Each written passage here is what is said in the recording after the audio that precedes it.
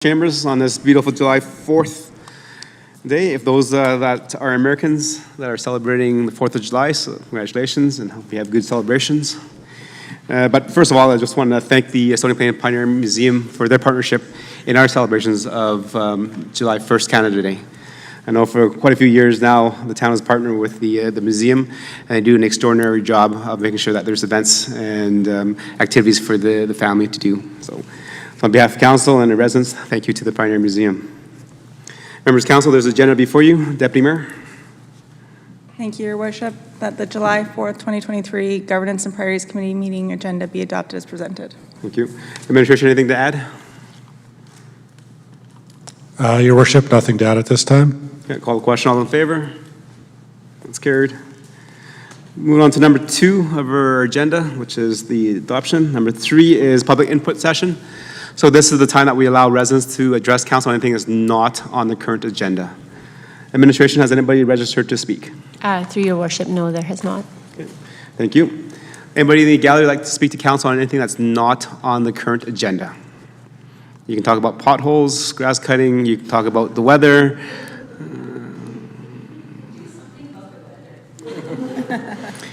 Well, there is a plan to dome the town of Stony Plain, and we can control it with a climate change initiative there. But just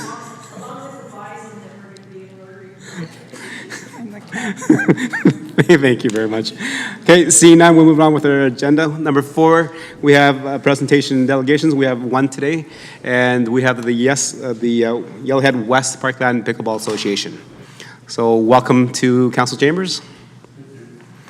There is a sign-up sheet if you can sign in your name and then just introduce yourself to council and you can start. I've signed in already. My name is Don Kelly, representing pickleball in general and in some areas of the presentation, specifically Yellowhead West. Okay. Welcome to the chambers, Sir Don.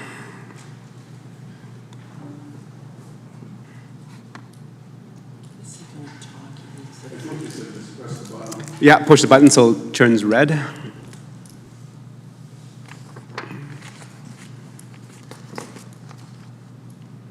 There you go. And if you can just turn your mic so that actually when you speak, you're actually speaking directly into the mic. Okay. Is that okay? That's better, thank you. Okay. Want to spend the 15 minutes or so just, I addressed council back in October of 2020, so about 36 months ago or thereabouts. And since then we've had a pandemic, and at the time we were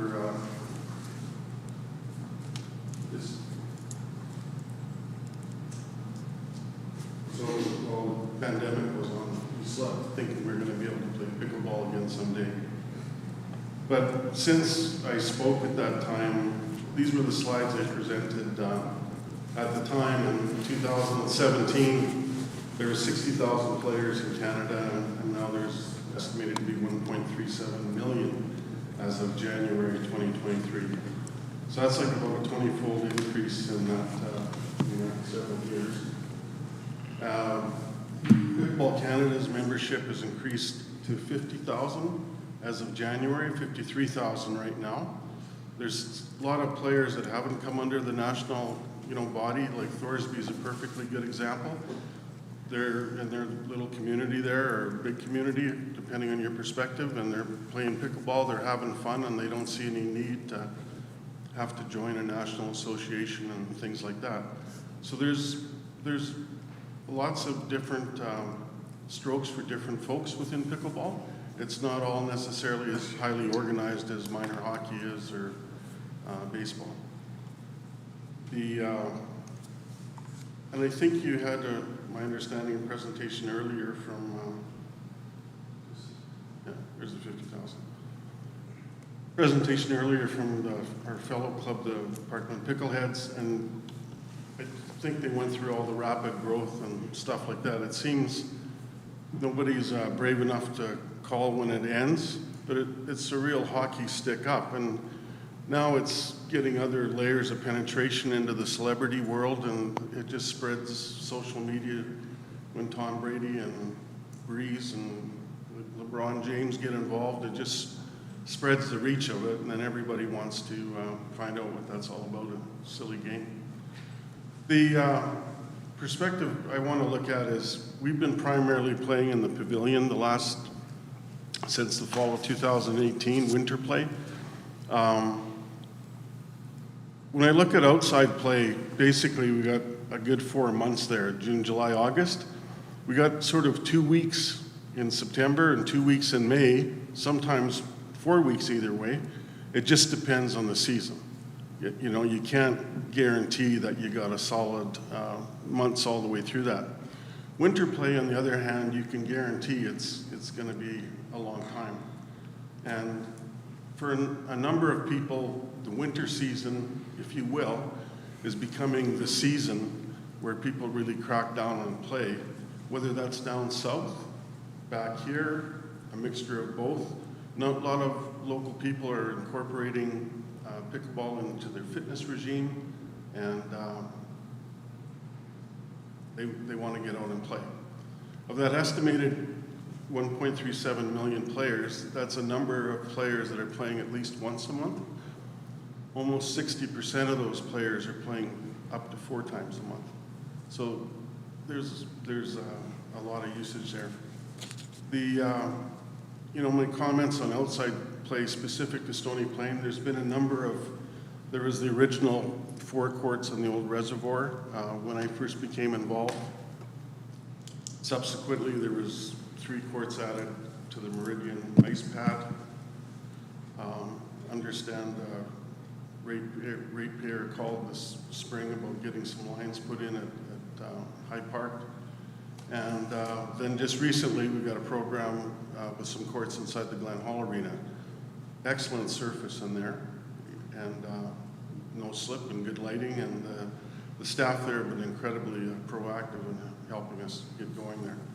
Spruce Grove has 12 courts, as you know. They are properly surfaced, but access is pretty restricted. If you're wanting to play in the evening or during the day on Saturday and most of Sunday, 10 of the courts are dedicated to the Parkland Pickleheads, and there's 2 courts available. Last summer there was 4 courts available, so it's kind of dropped by 50%.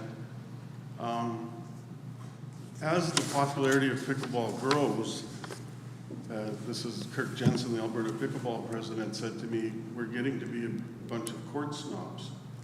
We like a nice surface, we like a safe surface, we like the well-marked lines, and if you can't have those things, then it becomes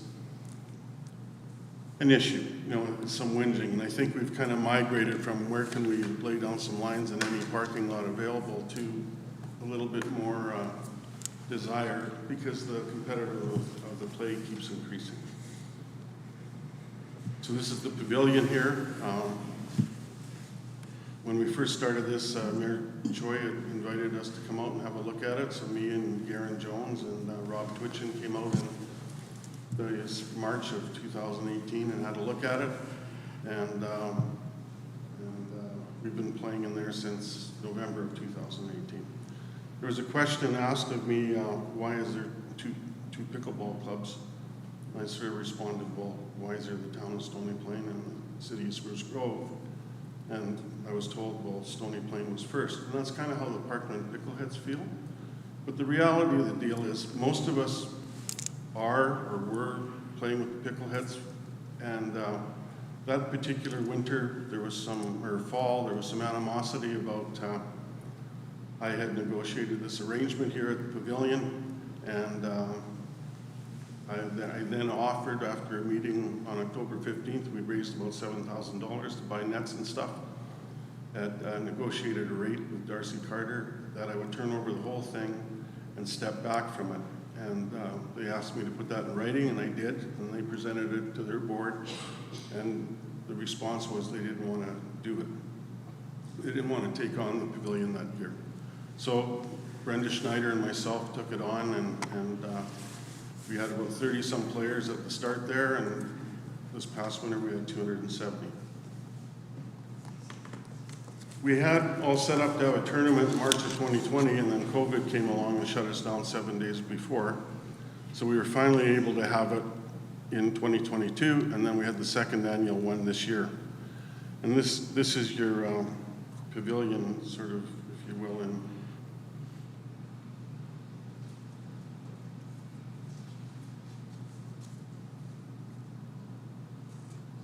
thinking there's a way to turn up volume. So that's how we've sort of configured the pavilion to play. We've got tape laid down on the floor. We've got divider fences so that the balls don't go astray. Both of these tournaments, we had right around 200 players from Saskatchewan and BC and pretty much all over Alberta. And it's a good weekend, and it's a time to showcase our home facility, our home courts. And it's also become the first officially sanctioned tournament in each of the last 2 years for the start of the season. So it's been a good time. This is Kirk Jensen, the Alberta Pickleball President, and there's some happy medal winners. And some of these faces you'll probably recognize from about town. But it's a pretty good facility for us right now for playing inside of. We play every weekday that it's available to us. Some weeks that's 4 days, some weeks that's 1 or 2 days. Weekends, never, with the exception of when we book it for the weekend for that tournament. Costs us about 3 days at $1,600, about $4,800 to book it for the weekend. So compared to the outside tournaments that don't pay anything for court space, it chews out a chunk of our potential to fundraise and make money.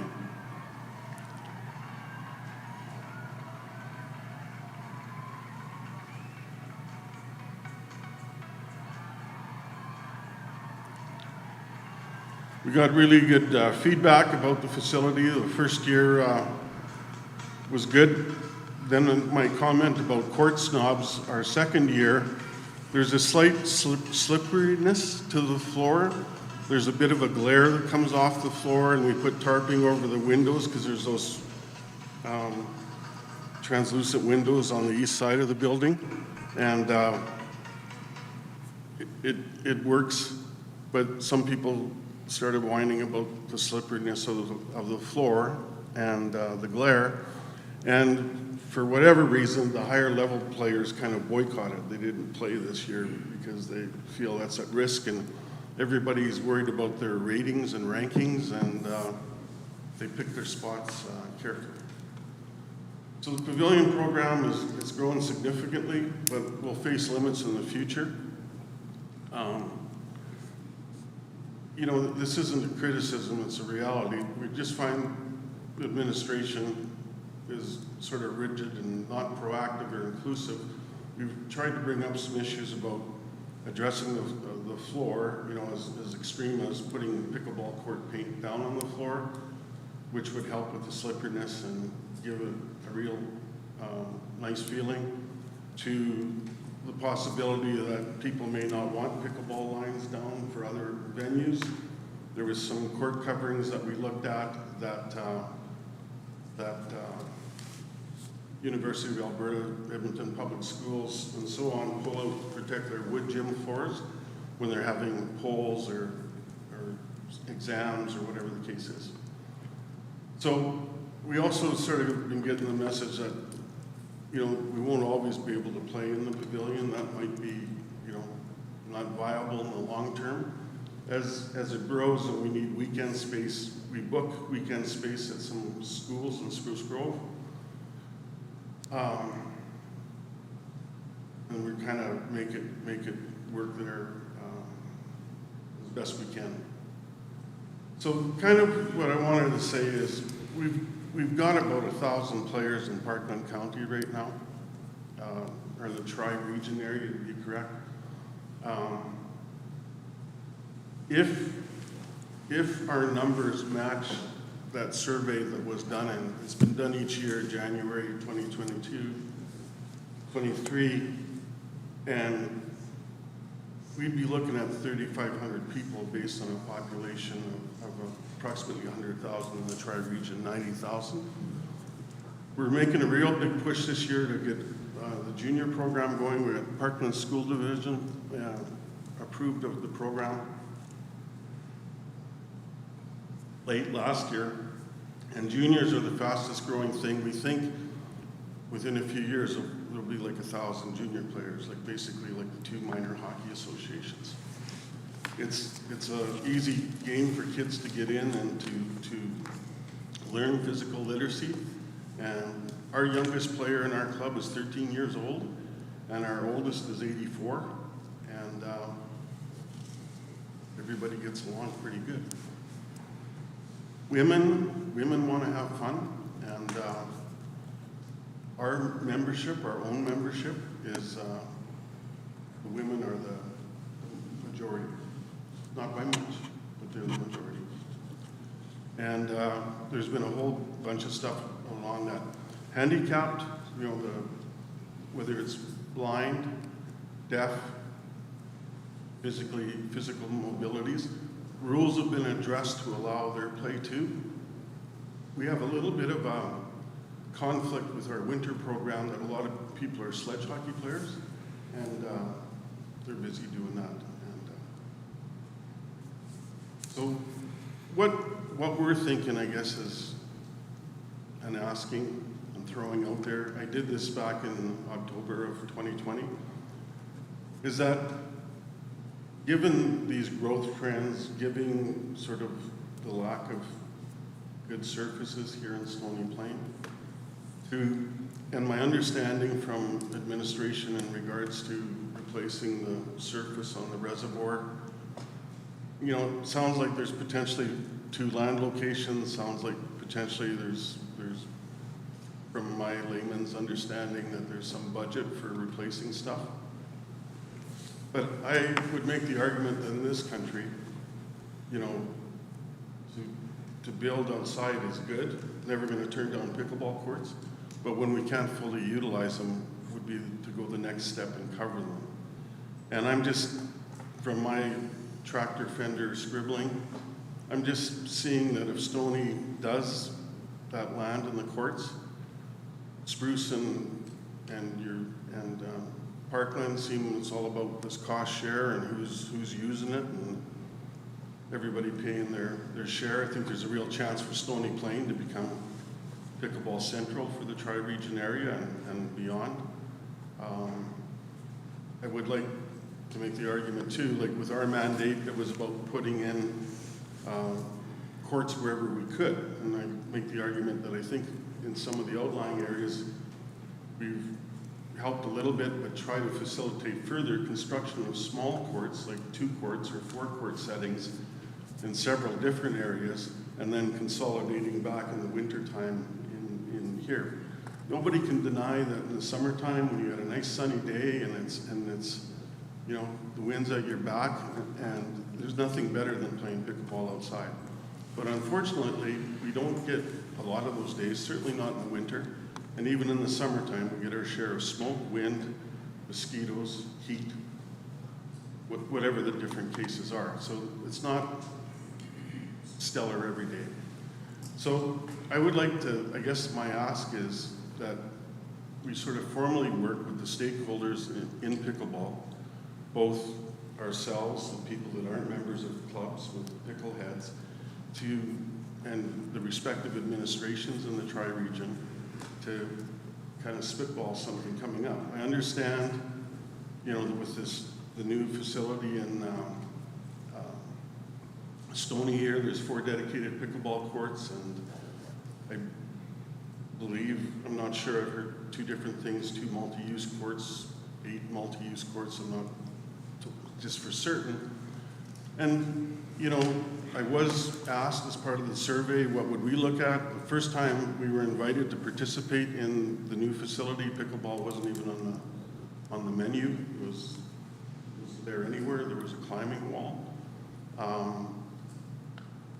Since most recently, a year ago in the wintertime, was asked, and I said, as long as we can get 12 dedicated courts, that would be perfect. and the pavilion will bridge us through till that happens, both satisfying summertime play and wintertime play.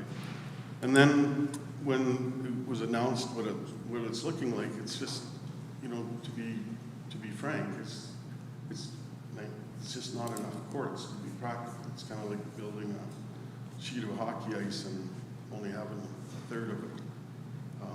Just for the synergies and we've got all these different demographics coming in, sort of the 40 to 50-year-olds, the 50 to 60-year-olds. Our average age in our club just keeps coming down. A 13-year-old really helped, but there's more and more people where their kids have got big enough to be on their own that they're coming to play. It's an easy, simple game. Couples play slow pitch in the summertime. In the winter, one goes plays volleyball, the other one goes plays old boy hockey. And a number of them have commented this is the first sport they've been able to do together in quite some time in the winter. It's kind of fast and snappy. It's not weather dependent, so people can arrange kid sitting or work schedules, and that's what we got. So sort of we just want to be included in the process of the future of pickleball, and specifically Stony Plain, but in the greater Tri area, and that, you know, every economics thing is resources have to be allocated. And when I see sort of an allocation for a whole bunch of outside courts or a modest amount of outside courts, it just doesn't seem to give the return on investment that I believe would be good, or the opportunity to play.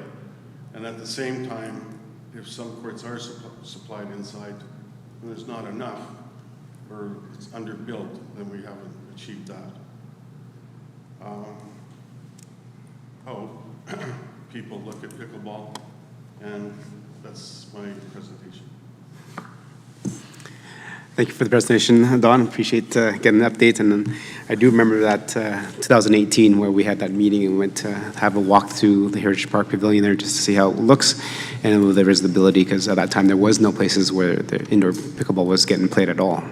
So I'm glad to see that's evolved and continue to grow that sport and the relationship. Members of council, any questions for clarity and understanding? Councillor Hansard. Thank you, Your Worship. I'll take my first go at this. First of all, I love the idea of the cross-generational play that's involved. So that really is an important factor to me. And I love that this game brings people of those ages together and doesn't necessarily set them apart. So that's a wonderful thing to hear. There are many aspects of things that are the town is involved in and is interested in promoting, where we have the cross-generational activity, because it's important to the elders. And really in today's world, it's very important to the young people. I'm wondering if you could tell me how many square feet would be required in a building to give you the desired number of courts? It's approximately 45,000 square feet, like just slightly over an acre. That would be for 16 courts. And I'm kind of basing that on within the parameters of, there's 4 tennis courts in the reservoir, and you can fit 4 pickleball courts into a tennis court, so that's where the 16 number comes from.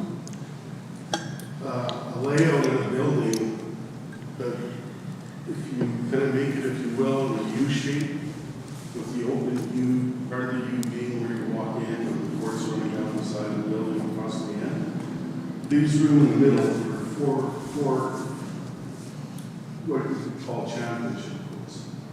A little bit more room around them, the ability to add bleachers in. Not sure where this is going to end up or where it's going to stop, but even in our little tournament, which is a couple hundred players, so it's not totally little, but it's not 1,000 players either. We try to keep the two outside courts that are run parallel to those overhead doors with the glass in them. At the pavilion is where we play our crossover games or medal games, because that's where the most people can sit and watch. I think as the sport grows, whether they're going to watch their friends or their grandkids or their children, people more and more spectators sort of angle. This pro stuff that's starting up, the Canadian Pro League, they had their draft on this weekend. Got 8 teams across Canada, 32 players got drafted. There's 3 different pro leagues down in the States. They're all making, they're trying to find out where facilities are. And sort of not unlike a golf tournament, you can have like sort of the pro-am day, like the pros come to town and you can have a pro-am play where amateurs get to play with the pros. You can have spin-off teaching clinics with the pros. They kind of come to town for a week and looks like it's going to be a big show. I mean, proof will be in the pudding, I guess. It's starting to happen that way down in the States. So what I perceived is that format would take about 150 by 250 foot footprint, which, if I remember my math correctly, was right around the acre mark. And probably another acre, and I'm not sure because I'm not a really good planner, but for a parking lot. That's what I think. The costs, I think the land, like not to forget about land, it just messes up my calculations. The courts are about 1/3 of the cost of the covered structure. And the other 2/3 would be covering it. So that's kind of the size. Also in my vision and what I've shared and wondering about, I think pickleball's got a really good chance of becoming the curling rink in small town in Western Canada of yesteryear, where people come and gather, same as at the hockey rink. I think pickleball's got a real opportunity that, if there was some food and beverages available, that people would come to hang out. Even when people are injured playing pickleball, one of the biggest complaints, you see them come watching because they just miss the companionship. So if they can have a cup of java while they're there, or the older players when they're not playing anymore, I think those would all be really strong pluses. Mr. Mayor, for clarification, I have a couple of other questions too. About an acre of land and 45,000 square feet for 16 courts is basically the answer in a nutshell, correct? Okay. Mr. Mayor, with your permission, I think you said 150 by what? Measurement of building? 150 by 250. By 250. All right. Has your club created any kind of savings or funds, or have you found any funding sources that you would be able to access to help make this dream for the pickleball club come to life? Yeah, and I want to clarify, this isn't a Yellowhead West thing. Like, personally, I predict that if such a facility gets built, clubs are going to become somewhat obsolescent. Like, there's already, just in our own local community, sort of, if you will, barriers about if you want to go play in Spruce Grove. Your choices, you join the pickleheads, or you don't come and play, or you wait for those courts that are available. Conversely, if you want to play inside the pavilion, you have to join our club. And that's not because we're out to just get money. Part of the requirement is we have to provide insurance for the facility. And through Pickleball Canada, we get that insurance that we're able to protect the town Okay. through the membership. Okay, Mr. Mayor, I'm going to put 2 questions in my last question because I know you like to pass this around for other council members. First part, would you explain your definition of dedicated space? Does that mean that nobody else uses the facility? It's strictly pickleball, so you can do your thing when you want to? That's one.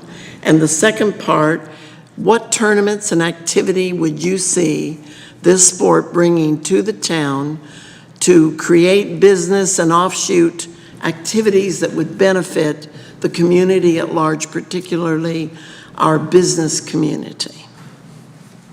I'm sorry, could you just repeat the first part of the question? The first part is, what is dedicated?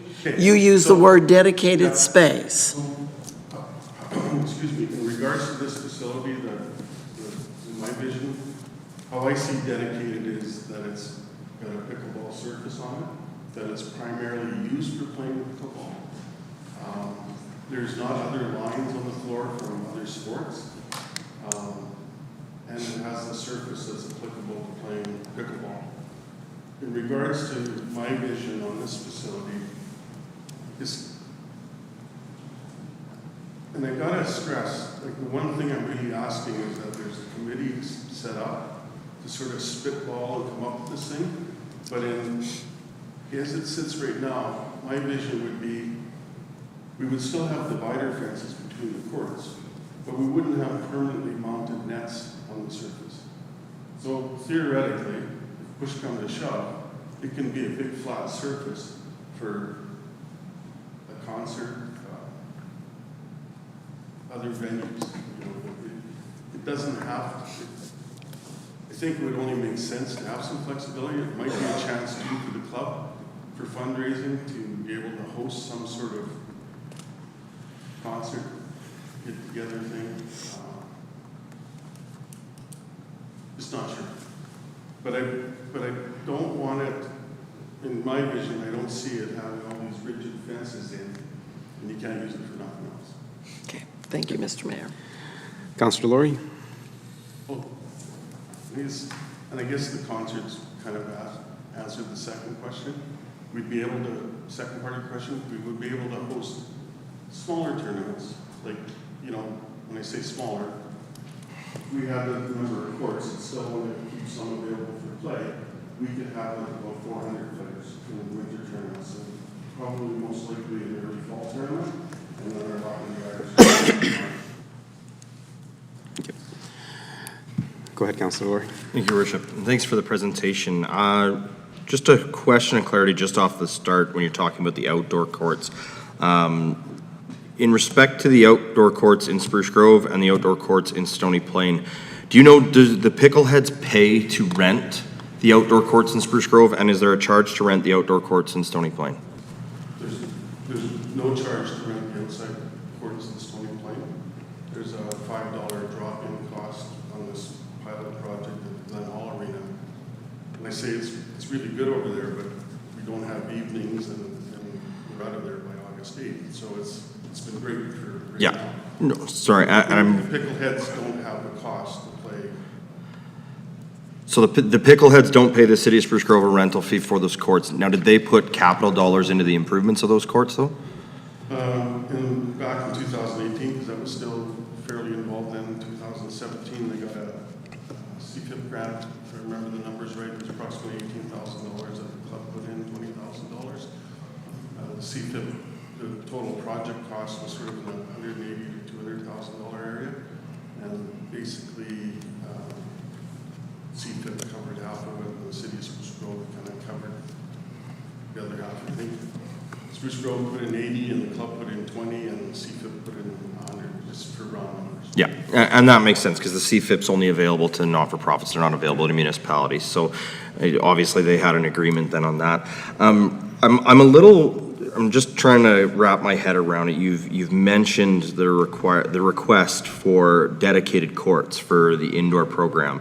And in your slides, you mentioned many other sports that had what you call dedicated spaces. I just started kind of brainstorming our indoor facilities that exist in the region, and the Tri-Leisure obviously being the biggest one. In the Tri-Leisure, the turf surfaces, for example, those have an allocation process between soccer, baseball, lacrosse. Swimming is used by the two different clubs, the public and the lessons programs. The gymnasium is used basketball, volleyball, badminton, pickleball, and even the ice rinks, it's hockey, figure skating, ringette. So when you talk dedicated space, I'm a little bit challenged to understand the request for dedicated space. And we're looking at a $39 million recreation center right now that actually shows 4 dedicated pickleball courts, with the addition of 4 additional courts to give you 8 total courts, even though 4 of those would have lines. Those 4 dedicated courts, I'm curious where the municipal aspect of a dedicated facility for pickleball would come in.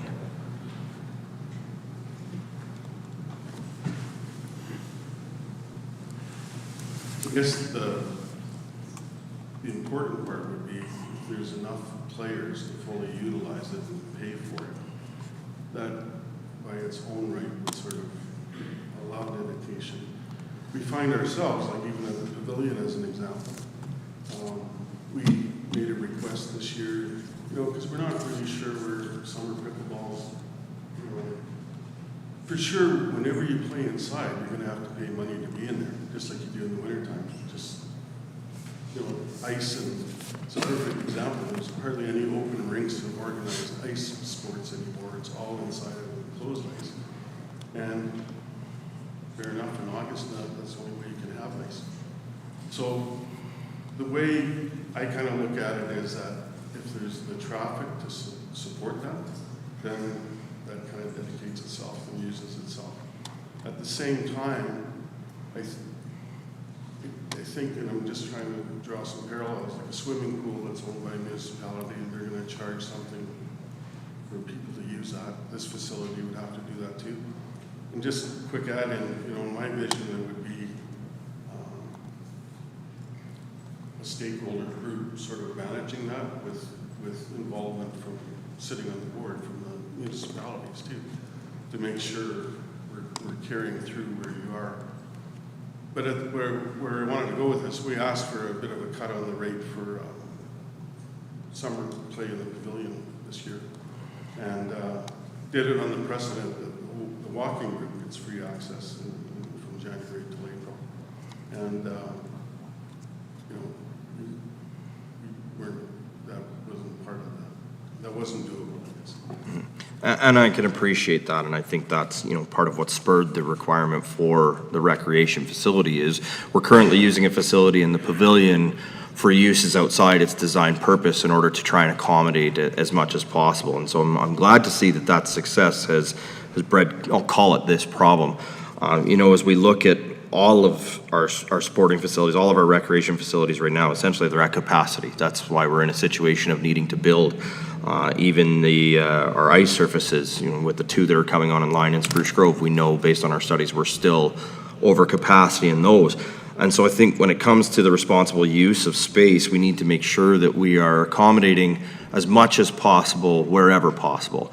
So when I'm... Just sort of side use that I haven't explored it fully, but I thought, the building that we were looking at, and my understanding is the pavilion used to do this, ball clubs would do dryland training in the spring, early spring, in the facility too. And that's another thing that I should have mentioned when I was talking about not having permanent. Yeah. And that's, as I was talking about what's happened at the Tri-Leisure Center and that as well, that's, all of those groups are essentially competing for an allocation. They all go through the allocation process. And, it's good to hear that you're involved in the joint use agreements and the allocation process with the schools. Those are obviously publicly funded facilities, and we'd like to see those gymnasiums being utilized as best as possible. And so I guess, when we look at this, and I guess maybe I'm not clear on your ask. I guess, is there an ask? Is there an ask of the municipality today that you were looking for?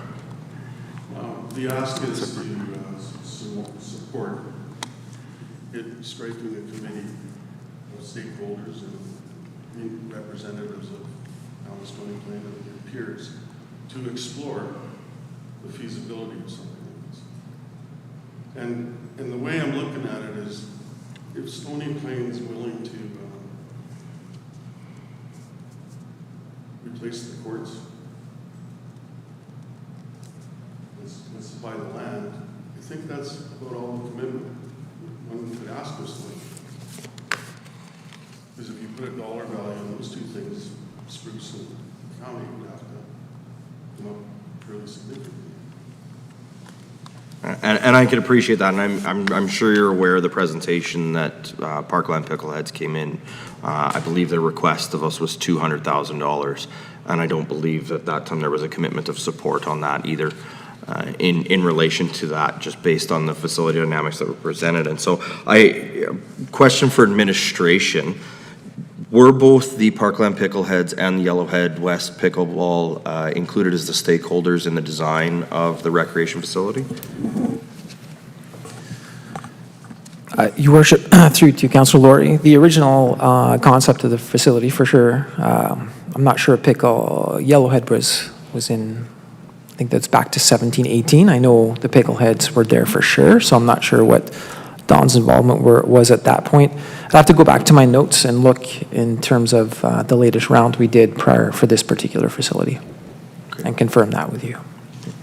Thank you. That's all the questions I have. Councillor Anderson? Thank you, Mr. Mayor. There's just a couple of questions for clarity, just based on the presentation you gave today. I know you had mentioned this was similar to what you had presented a number of years ago, and so just looking for maybe some commentary on a couple things. You had mentioned in the presentation that there were no suitable outdoor courts in Stony Plain, outdoor, because they're all unsafe. But you did reference a couple of courts that you do have members that play at and that sort of thing. Can you maybe clarify for me what makes those courts unsafe? There's a combination of factors, undulation in the asphalt surface. The asphalt surface is fairly raw. It's been wetted for some time, so you would leave some hide there.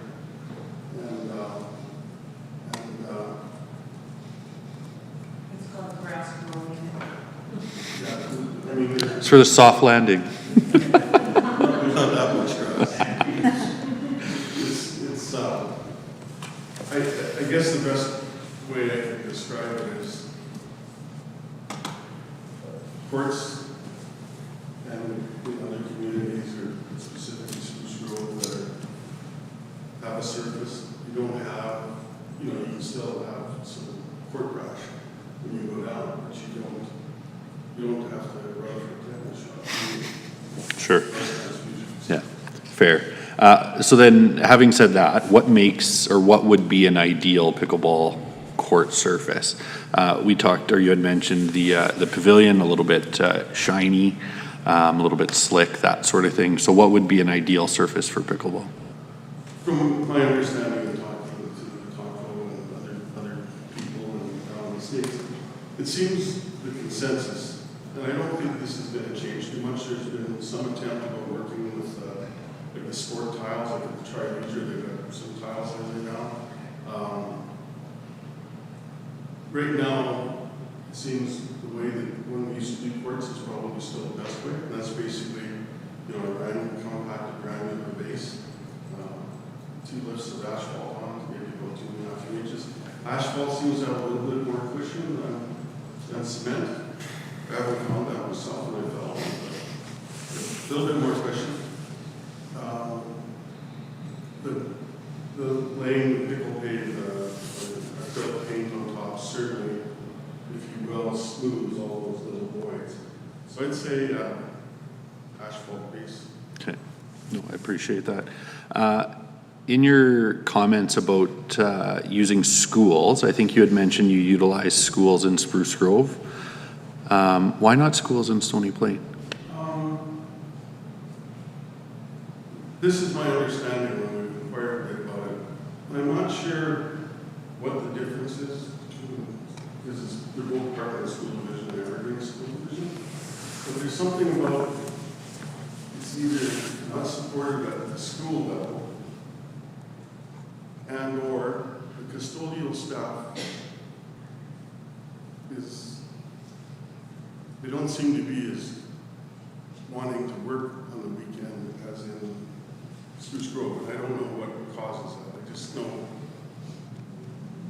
we asked for a school allocation, and when I inquired about the county specific to Stony Plain,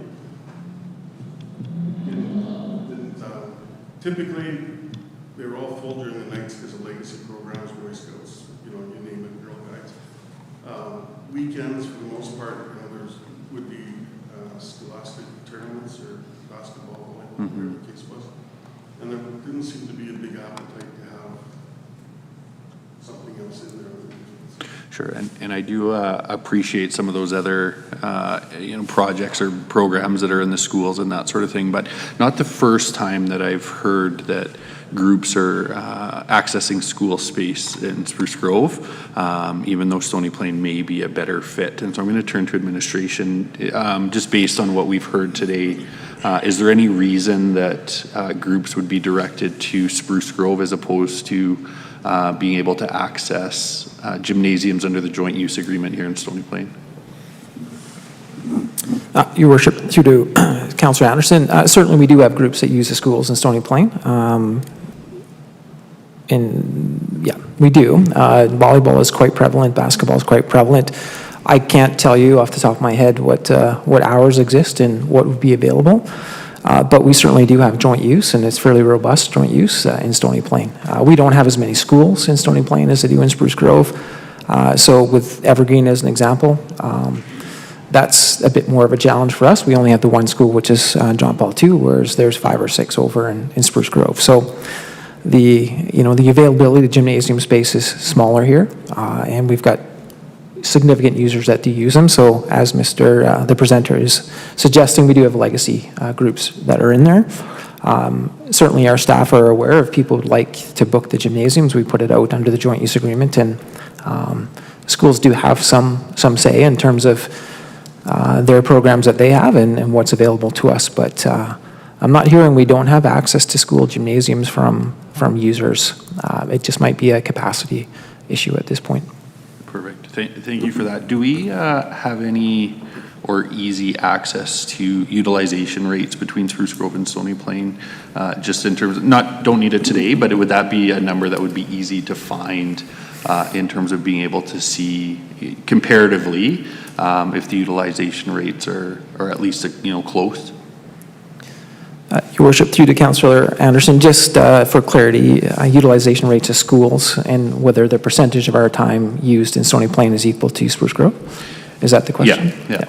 Okay. Certainly something we could probably look into. I'm not sure if that would be at the municipal level or we just contact the school divisions and ask the hour. Sure. Yeah. Okay, thank you. I do have one final sort of question. The prevalency of pickleball is huge, and I think we've seen that develop in our own community and across our country and that sort of thing. So this is a bit of a selfish question.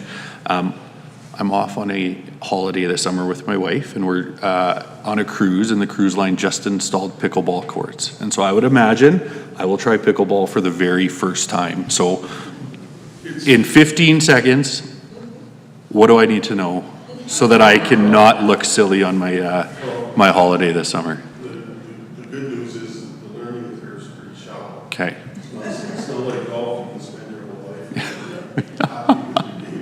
Fair enough. You just go out there and have fun, and I think you're going to feel like you're in junior high and you're all over. Fair enough. Is there an outfit I need to wear, bring with me? Stretchy. Oh, all right, we can do stretchy. Okay, appreciate it. Thanks so much. Thank you. Deputy Mayor.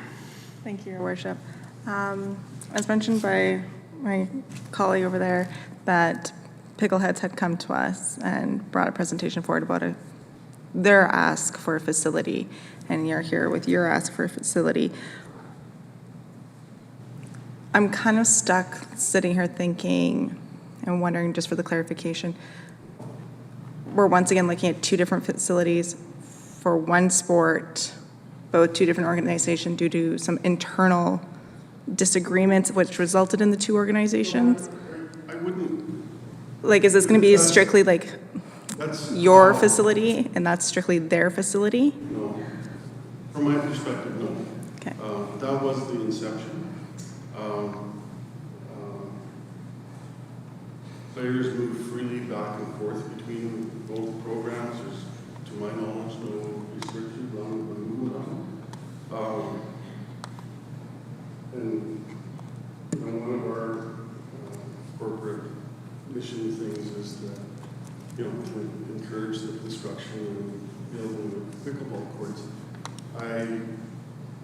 So I don't want to say I don't support that endeavor, but I do question the validity of building outside courts some distance out of the community and fairly significant cost. And, you know, I'm not sure, but like when I talked to Carl, it sounded like there might be some land available in Stony Plain. I don't know whether the Picklehead's never called Stony Plain or what. And just on that turf thing, too, we've purposely never ran anything in the summer, because I just thought it would be bad form to phone up the city of Spruce Grove and say, you know, us guys that play over at the pavilion all winter in Stony Plain want to come play in the summer. So we've just facilitated the players go back and forth. We don't want to, you know, cannibalize that thing, if you will. The only big difference is it's $35 to join us and $85. I was going to say, that was my next point, was there's obviously a financial aspect to this ask. And then looking at your guys' registration, it is $35 versus their registration, which is $100. What exactly then does your registration fees cover? Our registration fees cover primarily our fixed costs, software, the accountant. We have a number of software programs related to membership and player rankings, and they're on a subscription basis. We use that money to go towards some of our replenishment of nets. We supply the balls. We try to break it apart as clearly as we can, that the $35 that you pay gets you onto the court. And then, unlike the summer programs, this is what you have to pay to play inside. So we have a charge rate that runs from, we have what we call play packages. So they run from our smallest play packages, 10 sessions, so it's $11.75 per outing, which is a 2-hour, hour and a half time window, to 70 sessions, which works out to $7 a session. Okay. And so that's the range and the price. If I can just quickly, you know, that model we just kind of built on our own, trying to, you know, we had to cover the costs at the pavilion. You know, and on that note too, we've become, in my mind, like nobody sat me down and told me so, but I'm pretty sure we're the biggest client now, both financially as well as days. Like, I don't think anybody else is booking enough weekends to add up to $45,000–$50,000. So that's the role that we fulfilled, which was empty time at the pavilion before. So I feel good about that. Plus, we got a nice place to play. Yeah. Okay. That's everything. Thank you. Councilor Pletchko? Yes, thank you, Your Worship. Thank you, Don, for the presentation today. I sit here and listen to a lot of things that I think are important for us. You know, I hear the difference in the clubs, and we see many clubs that come before us that there's a lot of animosity between them, and you do a very good job at not portraying a lot of animosity, so I think that's a really good step in a direction. I hear two different asks. One is for an outdoor court, and one is for an indoor. You're asking for an indoor court that would meet the needs of the whole region, not just... And just to clarify, the outdoor court that we're asking for would be the same indoor court. No, I'm making reference to the presentation we had before, not just your presentation. Your presentation is surrounding an indoor. And the other thing that I think that I hear that I really like is not really the, I don't even know how to say it. What I like to see is the reality of something that can be brought to fruition by working with people. So you talk about a feasibility study. Most people come just to council and ask for money. And this is an opportunity, I think, for, you know, us to look at something that's more for the whole region, as a whole group with all the groups out there. So my question really is for administration. With a feasibility, is there any programs out there that they could apply for to be able to have a feasibility study that they could come back with an ask, or is there anything that our community could do to apply for something that would generate some funds through government programs that we might be able to do a feasibility study?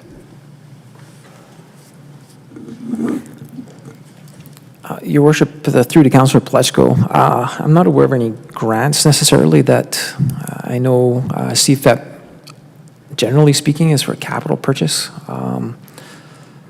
For a project of this nature, we're doing a current project. We've got current per square foot costing.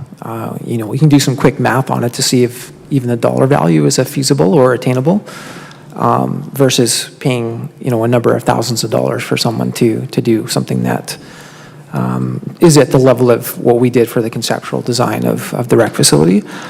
I would say, a building of 45,000 square feet, likely $25,000 to $30,000 of architect time to get the colorful drawings, something done on a mapping system that would certainly say this would fit or not fit, or dressing rooms, or doing that professional layout. Certainly, you're probably in that $30,000 range, and there could be some people out there from a donation perspective that would be prepared, because they support the sport, to do something of that nature. So I would say it depends on the scale and level. If you just want to figure out if it's achievable, we could certainly do that in a couple of hours based on square footage that we have, just from a rough perspective.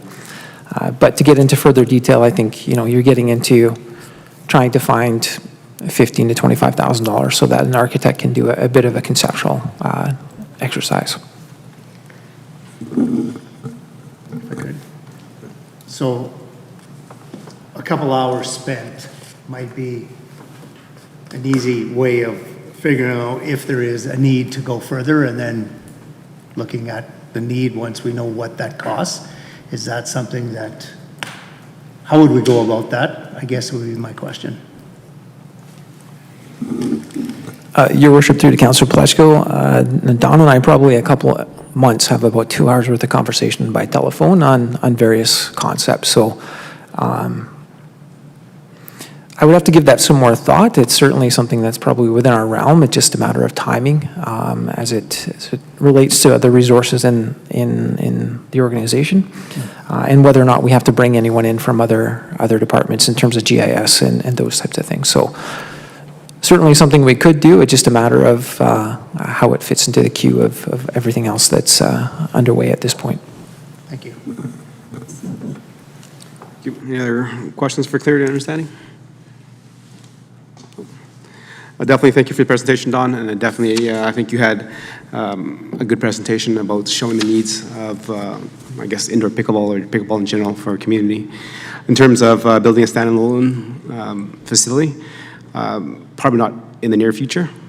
As you've been aware of, you've been contacted many times regarding the indoor facility that we're currently doing, which has, as you mentioned, 4 dedicated pickleball courts that we're looking at, and maybe an additional multi-use court, about 6 to 8 multi-use courts. We understand that there's a need for it, and that's why it is actually built into the recreational phase 1 center right now. In terms of finding the dollars and money in the land to do that, it'll be a long-term project that we actually sit down and we talk about it with yourself and other members of the community to see where we go next. Looking at the recreational center that we're doing right now, that conversation started in 2007. And from there, it's been changed and it's matured to where it is right now. So if we halt it to look for more, feasibility of should we build more courts in there, well, that's just going to halt our process even more. So we're going to do something detrimental to our community of not building anything because we want something that's perfect. So I understand the need for more indoor courts and better outdoor courts, and that's what our staff have been gearing to. You mentioned the evolution of the outdoor courts in the community, and I've been part of that since we did the courts at the Meridian Reservoir. Right. Then we went expanded over to now to the Meridian rink as well, and then also to High Park tennis court as well. So I can see the evolution of that. We won't get to where you want to go within the next couple of years. Planning takes that much time. And then so without, I remember our conversation in 2017-18, there were no indoor courts to play with. And that's evolved, and you guys have done a great job of building the sport. And we wanted to continue building that sport by having some dedicated courts in the phase one and some multi-use courts so that you had a better surface to play on, better location to play at. And then when that continues to grow, that'll be a conversation down the road. So we'll have that conversation now, and then probably in 5-10 years, maybe something can be built. Right? So that's our reality. So you don't envision any replacement of those outside courts on the reservoir? Well, I think there's a few issues about building on top of the reservoirs that we've been noticing. No. So I think they're going to be, from my understanding, is maintained as best as possible. That's why we're switching the ones over at High Park as well. So there'll be more outdoor courts than we had previously. And then we're also looking with our phase one, the rec center, to have some dedicated courts, which we never had before. So you can see the progression that we're continuing to go in our community, but we can't do it all at once. So, like, I do support the sport, and I believe that we continue to build on it, and we're going in the right direction. It just won't happen right now, and probably not within the next few years. This isn't specific to my presentation, but it's related to one of the things about being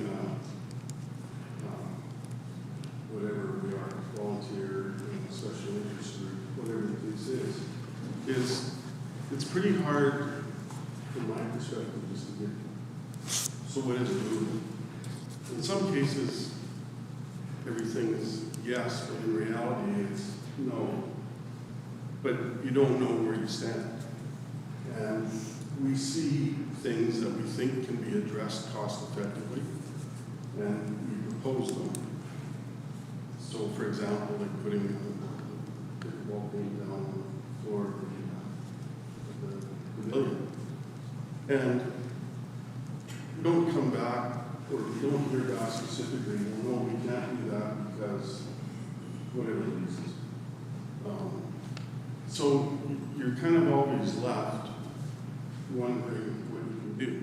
Specific to the outside courts, so that since the spring of 20, I have supplied costing for resurfacing those existing outdoor courts.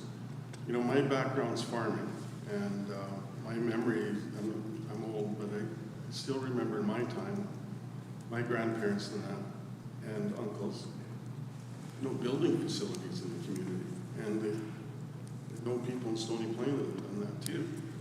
So to lay down a surface, you know, $20,000 of materials, and we supply the labor and work under the supervision of a town employee, we change those outside courts that fast. But we ask, throw it out there, and just get silence back. No, I definitely appreciate those commentary, and it also comes down to resources and time of our staff. So I'm not too sure who you sent those recommendations to. Like in terms of paint on the floor of the pavilion, as you know, it's never been designed to be a pickleball field or indoor court, right? We're utilizing that for that, so I can see that, you know, once paint's laid down, they might also cause other issues where, you know, currently you have issues with not having the paint down there. Well, that paint might cause other issues for other user groups, right? So, and 100%, and like I said, you said you're like a special interest group, you definitely appreciate the volunteerism. So from my time on council, we've gone for 0 pickleball courts to quite a few, right? And now the next step is to have dedicated indoor courts, which we never had before. So I think we are going in the positive direction because you're here to represent pickleball. But we also have other user groups that are representing other places as well. So we don't have the means, the facility, and the dollars to build everything for everybody. So we do the best as we can to move the sport each and every way. And as I've said, I think pickleball would be happy to just reallocate those dollars of these 4 courts to something that's going to make a big impact for another sport. Because it's not going to make a big impact for us if we rent the schools every weekend, but 4 courts. We've got the pavilion during the weekdays, we've got 7 courts. Pickleball is kind of a getting together kind of thing. It's like if you had a two sheet curling rink, or you got a 6 or 8 sheet curling rink. They're just, that's what the matters. Yep. And I really don't want to see play splintered between the pavilion and this new facility. Right, but again, that's part of us growing the sport, is that might have to be splintered. Yeah, I don't see any need for it. So what I'm hearing from you is that you would rather us not have the 4 dedicated pickleball courts in the new facility? Yes. I'd rather see those resources allocated somewhere else. Well, yeah, because there's also a lot of multi-use sports in that facility as well. You know, again, I don't, and this is kind of the thing about being included too. We understand there was going to be an unveiling of kind of that project in February, and I consulted Councilor Meyer about that, and that wasn't the right date, and then there was one later on. Unless we pay attention to it all the time, we don't know. So as a stakeholder, kind of. Well, I'm pretty sure that we've contacted a lot of our user groups, so I'm not too sure why you are missed off the email list or the invite. But I've been hearing from a lot of user groups that they were consulted on that. And I heard you were consulted on prior to this because in 2008-17, the Yellowhead Association was not formed yet. No, but in the spring of 19, we got invited to the first thing in South. Okay. Nope. Yeah, and I appreciate you being honest with us that, you'd rather not have the 4 dedicated courts in our facility. That'll allow our staff to kind of rededicate that and be like, and it will be for multi-use, and that will allow pickleball to be still played in the facility. It just will not have dedicated courts. Yeah, like when I look at the cost of that, But it's just not for one sport. no, but when I look at the cost for those dedicated courts, I think we can do way better. Okay. Appreciate it. And again, if you can just send that email again regarding resurfacing of the courts, because our staff will kind of review it. I'm pretty sure our staff does review it, and it is time, dollar, cost, and everything that they have to kind of juggle of where the money goes in terms of resurfacing a tennis court or a pickleball court versus resurfacing a sidewalk or a pathway. Those are the dollars that we have to take into account as members of council. We dedicate a budget for it, and our staff take the budget dollars that we've given them to do. And sometimes the projects don't get done because there's not enough dollars to earmark that. So if you definitely have those cost analysis, send them directly to me or members of council, and we'll forward it. We'll make sure that there's a conversation during our strat planning, and then that can be worked into in terms of priority and needs. Everything's also kind of evaluated on priority. So sometimes the best example is I have neighbors beside me that complain to me each and every day when I see them about the sidewalk in front of them. And I have sent it into staff reviewed it, and it's not going to get done for 5 years because there's more pressing priorities for different sidewalks and road maintenance than this one. So even while my neighbor is upset with me each and every day because his sidewalk in front of him is not fixed, that's the reality that I have to face as the mayor and council, is that we don't have the money to do everything at the same time. Yeah, so that's exactly what you said. So that's why when you probably sent those in, our staff probably reviewed it and said, you know what, it's down here in terms of priority to this. But I'm not too sure why you didn't get a response back. That should have been a response back, said thank you for your email, blah, blah, blah, it's done. So at least you have an acknowledgement that it was received and read. I think I may have failed. It's really gather supports aren't out. But you're just not very clear. Yep, I understand. And I think if you drive off, Mr. Mayor, before you leave this subject, at the risk of this going way beyond a presentation in council, I don't want to go there.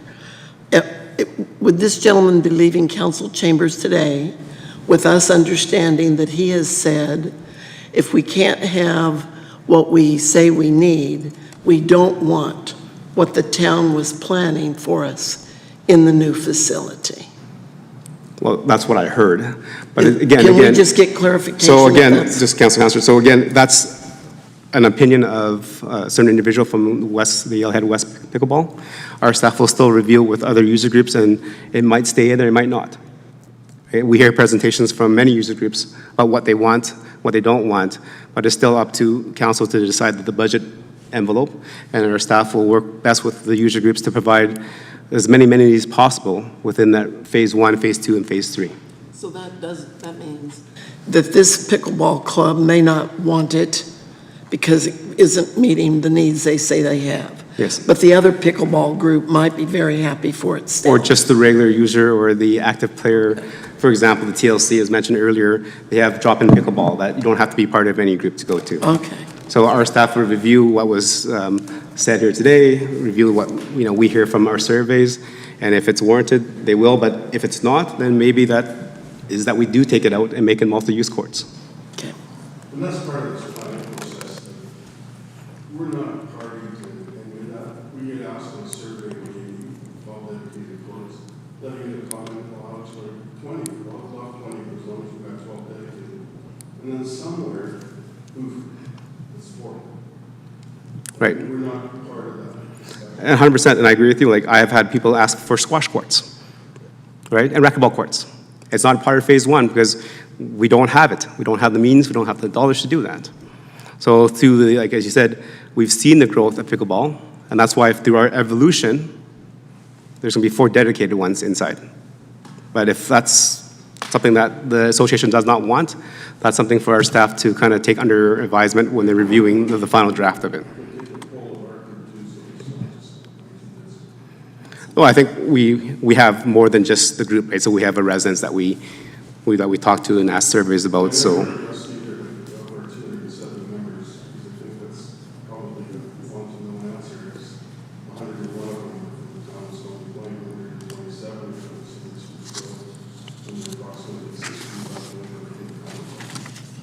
Yep.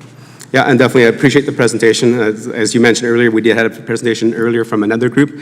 We chose not to fund that because, again, the timing was not right for us in terms of a council and our strategic planning. So again, with your comments, our staff will take that into advisement when we do our strategic planning. If that's something that does come up in our planning processes, then that may be something that council will look at kind of earmarking and building a facility that stands alone for itself in the future. Okay. Thank you very much.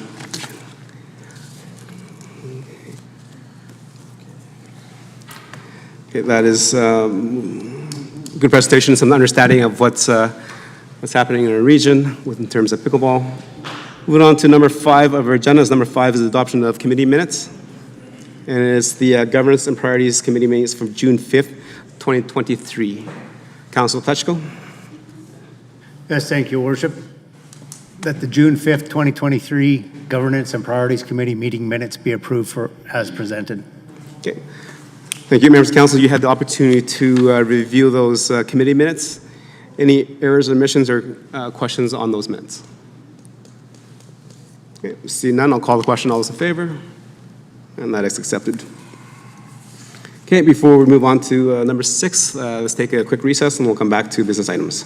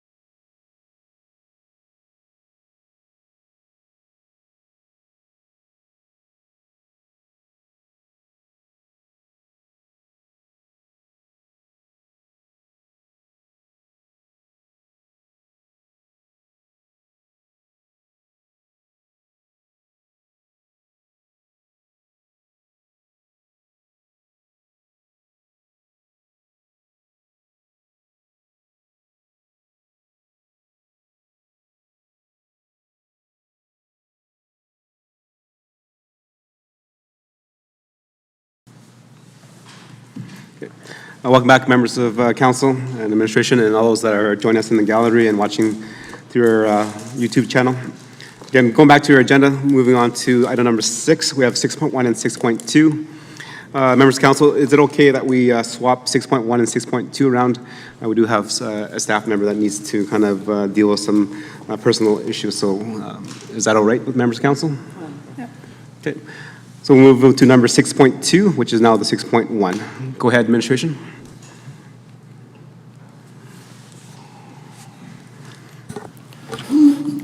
Your worship and council, thank you for allowing the agenda to be amended to allow this item to go forward. Just an appreciation from my part on that. I am here tonight to present the 2023 water loss update. This update is the first formal presentation on the matter being brought to council and will outline steps being taken by administration on the ongoing issue. This update will encompass a brief overview of the problem at hand before moving on to actions being taken by the town. Before discussing the systematic water loss in town, it's important to understand that most municipalities experience some level of water loss in its system over time. This is due to several factors, such as how the system is built in different stages over time at different rates with different standards and different materials. And ultimately, the water systems can start to develop a system loss at varying points. Generally speaking, a rule of thumb in consideration of this fact is that a working average of 7 to 10% is expected annually over the system's life in operation. The current actual water lot the actual rate of loss found in the slide reported in 2022 is currently 21.09%. There has been an increasing value since 2020, since it was first brought to the town's attention. As mentioned, the infrastructure system is built at different times, and this is a key component to understand when addressing this discussion. In 2022, the town presented an asset management update, which outlined through records where the town is starting to understand its underground systems at a stronger and more mature rate. Using this information, we can see that there are different ages and install dates of materials. The slide also illustrates the varying degrees of infrastructure across town with respect to the water. In this presentation, it was also reported that approximately 30% of the underground infrastructure was approaching its expected service life. When considering how to approach the water loss problem, there are many tactics and considerations that can be employed. Generally speaking, these fall into 3 separate categories: infrastructure, operations, and measurement. Infrastructure, as just discussed, indicates the different components within the system. Most areas that are most vulnerable to loss over time are locations where there are joints, such as where the pipes interface with each other, or valves and other apertures that ultimately provide connection. With respect to operational needs, this is often what we will use to describe where the town or its partners require water to develop or maintain the town and its services. These include, but are not limited to, street sweeping, fire services, construction, contractors, and other event supports. Historically, the town has not been metering these particular activities actively, and that will be updated in this presentation. The last one is measurement. Now, this is probably one of the most important factors, as it provides the baseline for where we will measure if there is a change in our actual sales and our actual usage of the water. These come in through the water does come in from the Capital Region Parkland Water Commission and is distributed into the Meridian Reservoir and subsequently to town users. And it is important to understand where and how these meters might be operating over time. So the problem at hand. The town became aware of the issue in December of 2021, and the initial approach was to discuss with the Water Commission, as they are the upstream conveyor of the water into the town. That discussion has been ongoing since the initial discussion occurred. In 2023, the town began taking steps to address the issue internally within its boundaries. So initiatives that relate to the infrastructure issue related to water loss are as follows. Now, the infrastructure is the first. It's important to understand that when we first talk about water leaks or water loss, it tends to be the first thing that comes to mind is, well, where is this leak? And using this aforementioned asset management information and targeting areas similar age and risks outlined by our operational crews and contractor discussions, the town will be using this information to influence future capital programs, including, but not limited to, leak detection. Leak detection is currently an initiative that is started this year. We have a contractor that has been secured and is performing some operations currently in certain areas of the town. These two categories will influence future changes to capital programming. We don't have this information readily available at this time, however, it is coming together. With respect to the water leak detection program that is currently underway, these are the targeted areas that are currently being implemented at this time. Town staff are working with the contractor, and we expect to be reviewing some preliminary results this summer.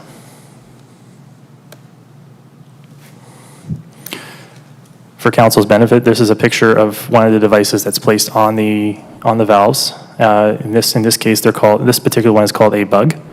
So it is an acoustic listening device, and it does collect information to determine if there is any changes in the valve that could be providing an indication of a water leak. Operational needs. So these specifically address how the town approaches use of its own water to perform town operations.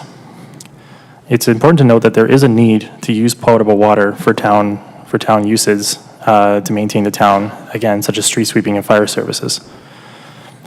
As of this year, the town has purchased 3 individual mobile water meters.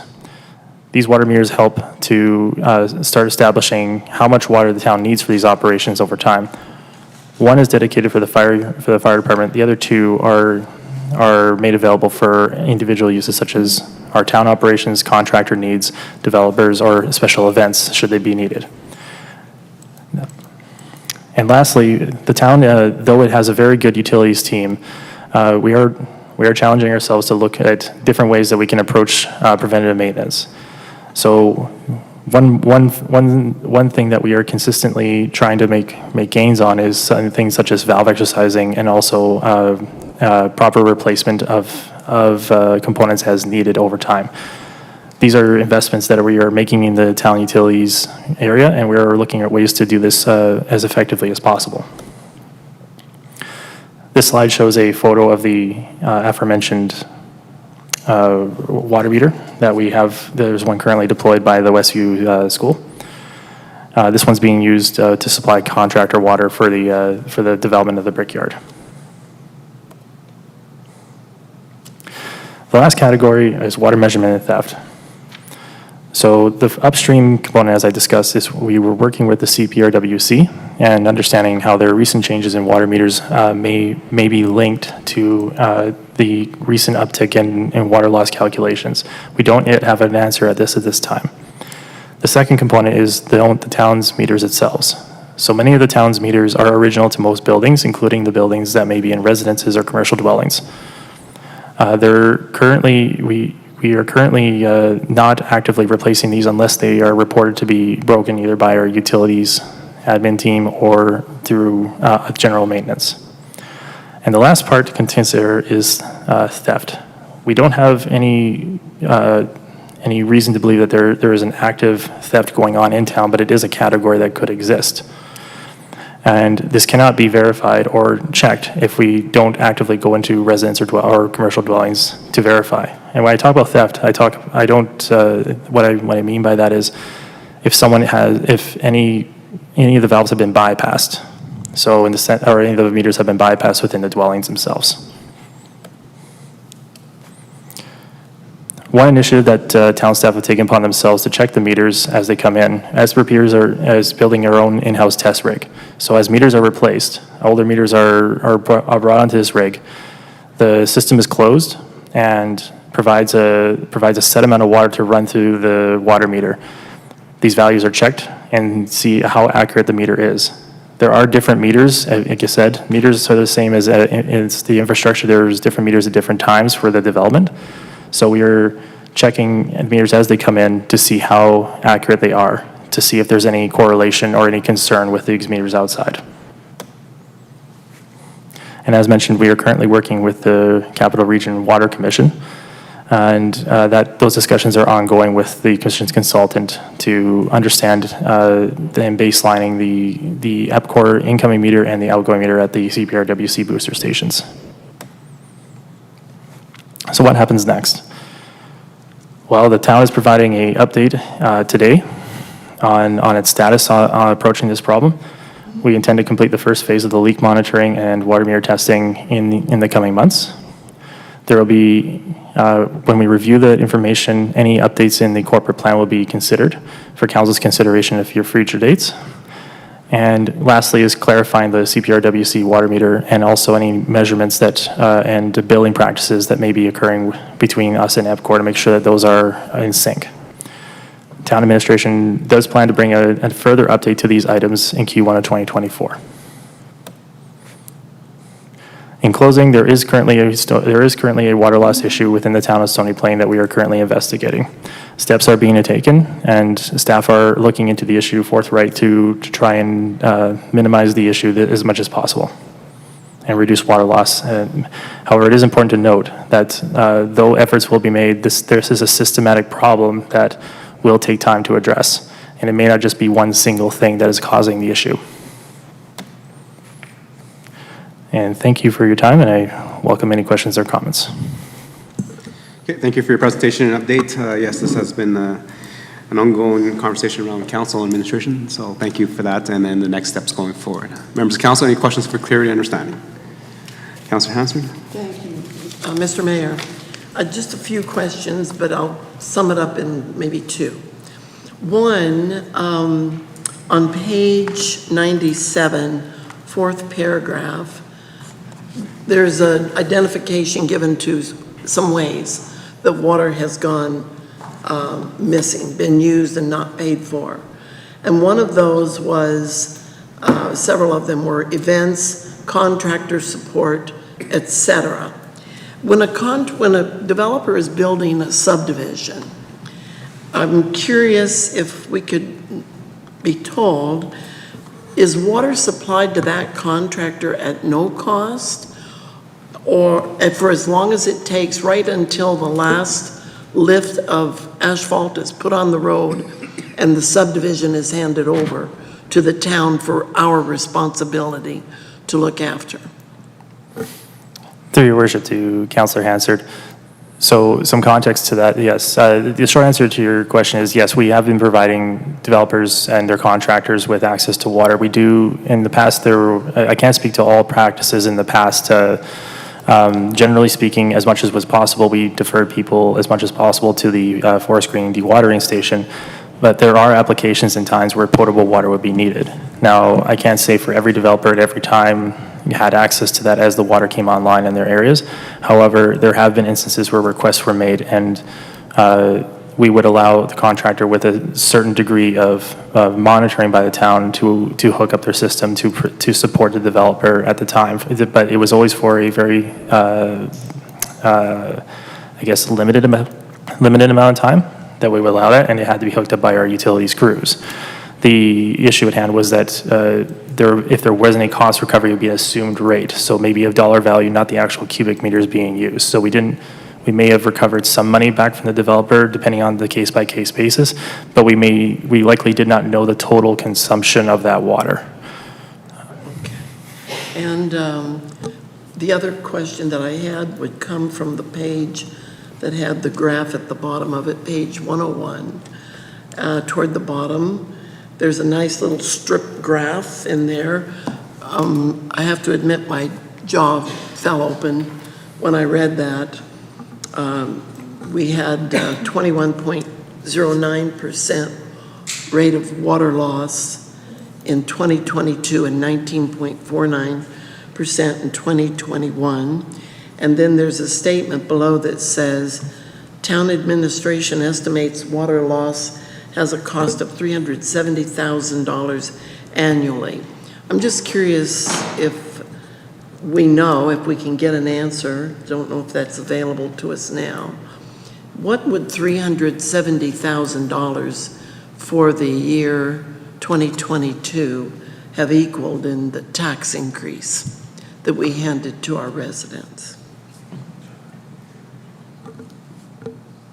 Thank you, through you, Your Worship, to Councillor Hansard and all of council. So the utilities are a self-sustaining entity in that users pay for the system and all of the mechanisms within it. So through the 2021 annual financial statements presentation and the 2022 annual financial statements presentations, we had reported these water loss dollars to council. And so as a result, the reduction in the transfer to reserves for utilities was the result. So that just means future potential projects could be at risk, as not as much was transferred to the reserve as we had calculated as per our water rate calculation. Great, so if I could clarify understanding that. I understand there's two different entities, two different silos. Water utilities is one thing. Tax increases is another. But what would $370,000 equal in a percentage of our tax for 2022? Approximately, through your worship to Councillor Hansard and all of council, approximately a 1% tax increase is around 200,000, so that would be about 1.5%. But it wasn't put in a tax increase to our residents. It was just reduced money going in to a reserve. That is correct. Thank you for settling that math problem running around in my head. Thank you, Mr. Mayor. Thank you. Any other questions for clear understanding? Councilor Laurie. Thank you, Your Worship, and just refer to page, sorry, I was looking at what Councillor Hansard was talking about there, page 111. The water meter testing rig, which I think it's great that this initiative is being taken. My question on it, though, as we heard, there are many different meters throughout the town, depending on when development was done. How are we acquiring the meters for testing? Are we selecting a batch of municipal or residences or businesses within an area and replacing those meters in order to gain these? Are they being replaced as people are applying for permits for upgrade? Like, how are we acquiring the meters to test? Through your worship, pardon me. Through your worship, the Councillor Laurie, right now the meters that come in are only through regular needs. So if it's a regular replacement that was warranted, is the meter was reported to be failing, or there were some change outs required in a business or a resident, then the meter would go in to the test rig. We're not actively sampling extra meters where we don't need to at this time. Okay, thank you. And so as a follow-up to that, how many meters are we testing? Like, what percentage of our system, I guess, are we testing?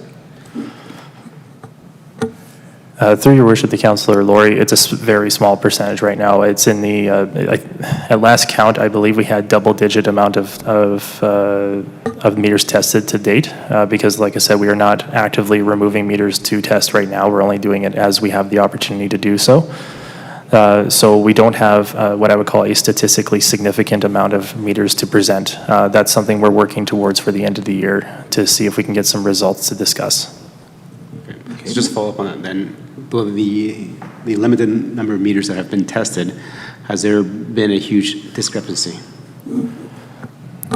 Through your worship, to your worship, I don't have those results available because, like I said, we don't have enough to start saying if there is a large variance and what the variance could mean right now. So at this time, I have nothing to report on the results of the test rig right now. If I may, Your Worship. Thank you. So with that in mind, we just saw the number $370,000 last year. The year before was a similar percentage. I would project that this year, without finding a cause to the issue, we're likely looking at the same. We're well over $1 million less in the reserve as to where we anticipated being, which is quite concerning as we look towards what may be required for future projects, especially if this ends up requiring a fix that we're going to have to look at how to fund that.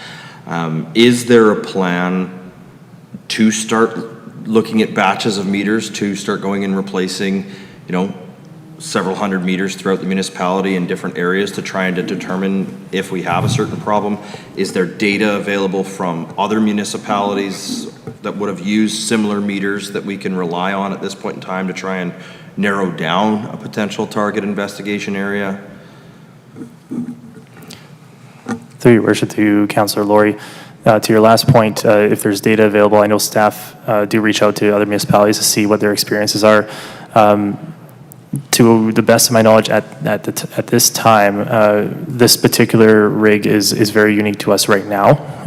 We're trying to take a systematic approach to this. The other thing to consider is we also have a limited amount of meters available on hand to replace the ones that get replaced.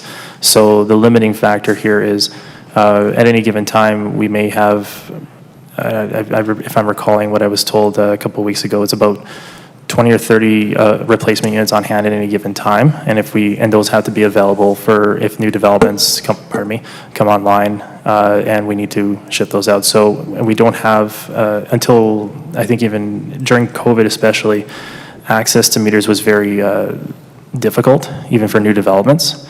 So we were trying really hard to make sure that we were staying on top of when developers were bringing new units online to make sure that they would have their occupancy granted so they could have the water meters and get going. So there is a bit of balancing on our part. We do see that improving now that certain economic factors beyond the town's control are starting to subside.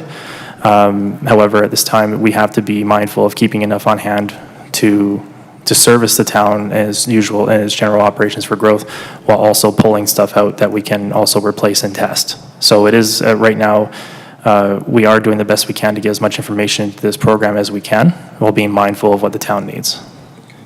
Thank you. And then just one final, Your Worship. You mentioned in here about the Capital Region Parkland Water Services Commission, to which essentially sells the town of Stoney Plain the water, and that they're assisting in this. Now, is my understanding that they themselves are still experiencing an issue that is the reverse of what we are, where essentially where we are experiencing water loss, they're experiencing water gain or selling more water than they're buying? Is that still the case? Through your worship, the Councillor Laurie, yes,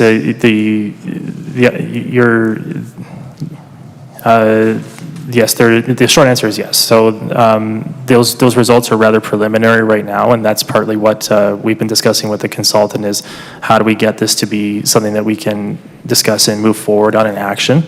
I was in discussion with the consultant last week.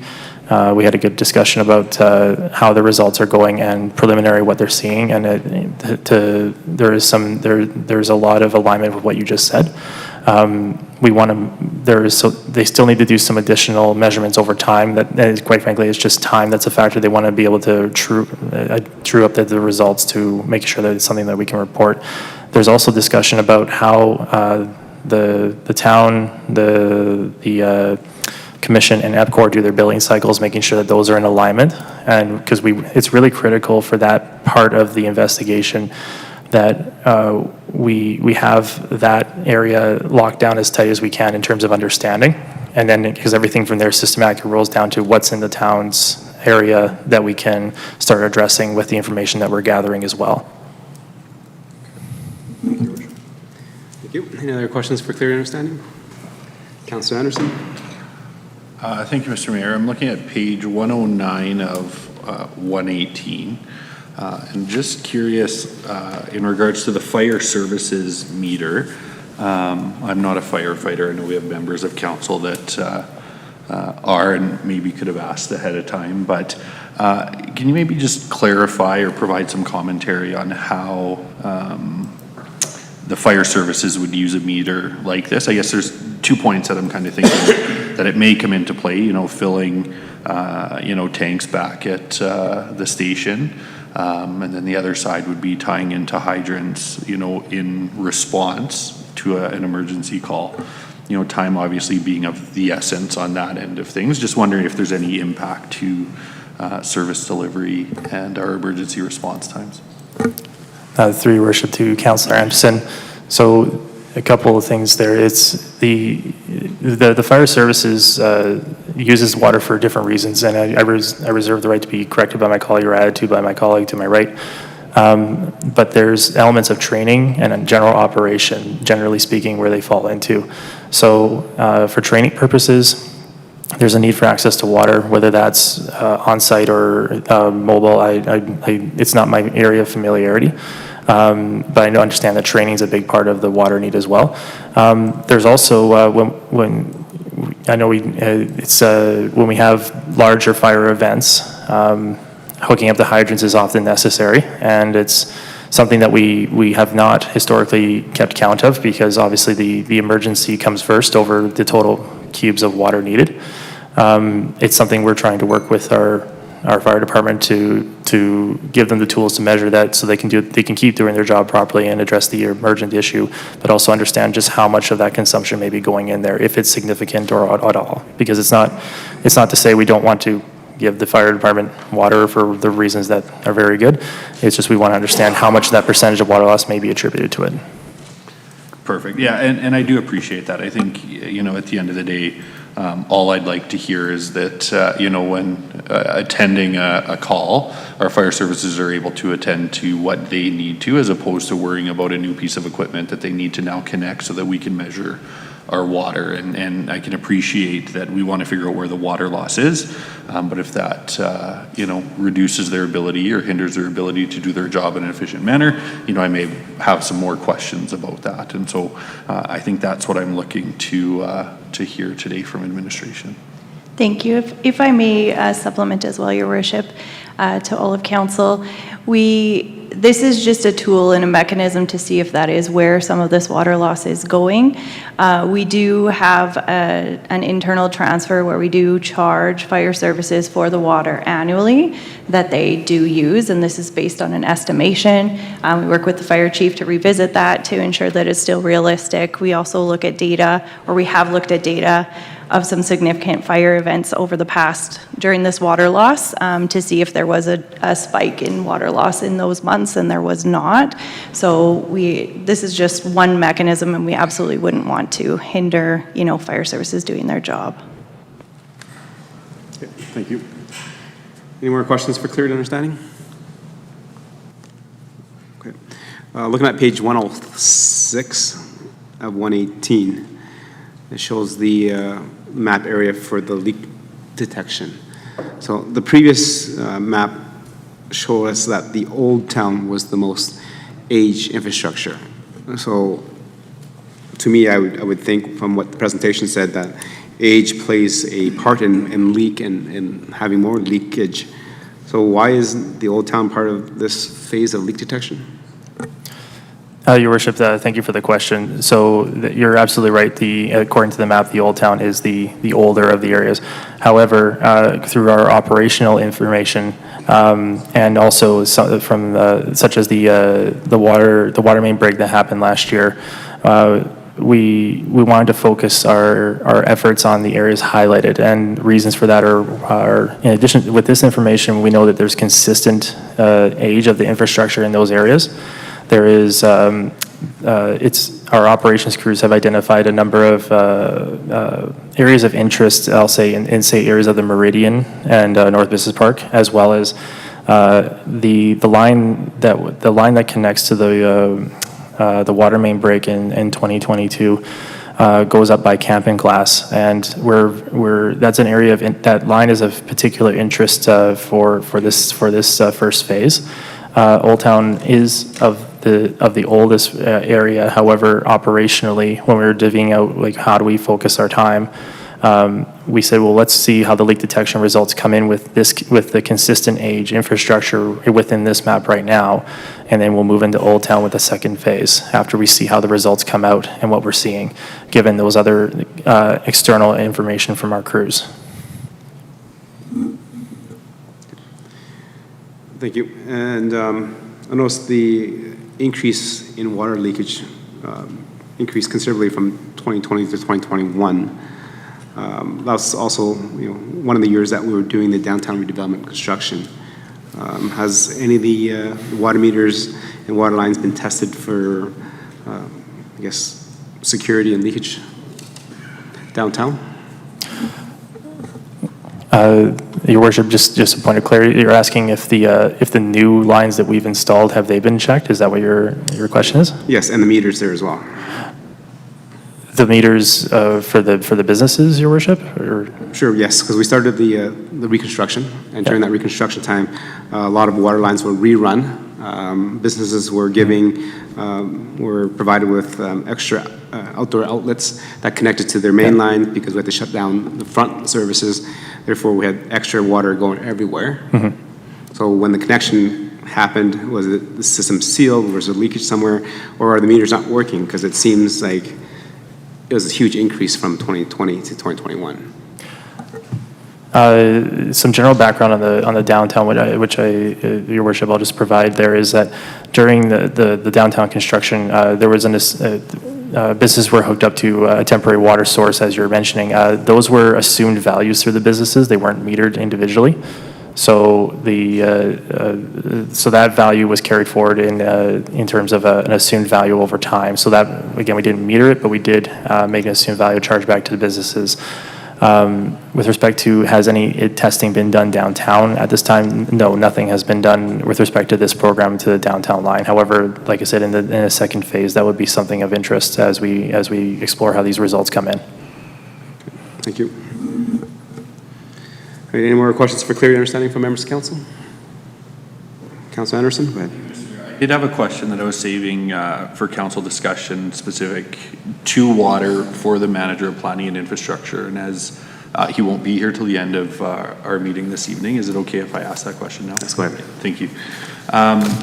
Looking at page 101, 2020 to 2021, obviously a little better than 8% increase in the water loss there.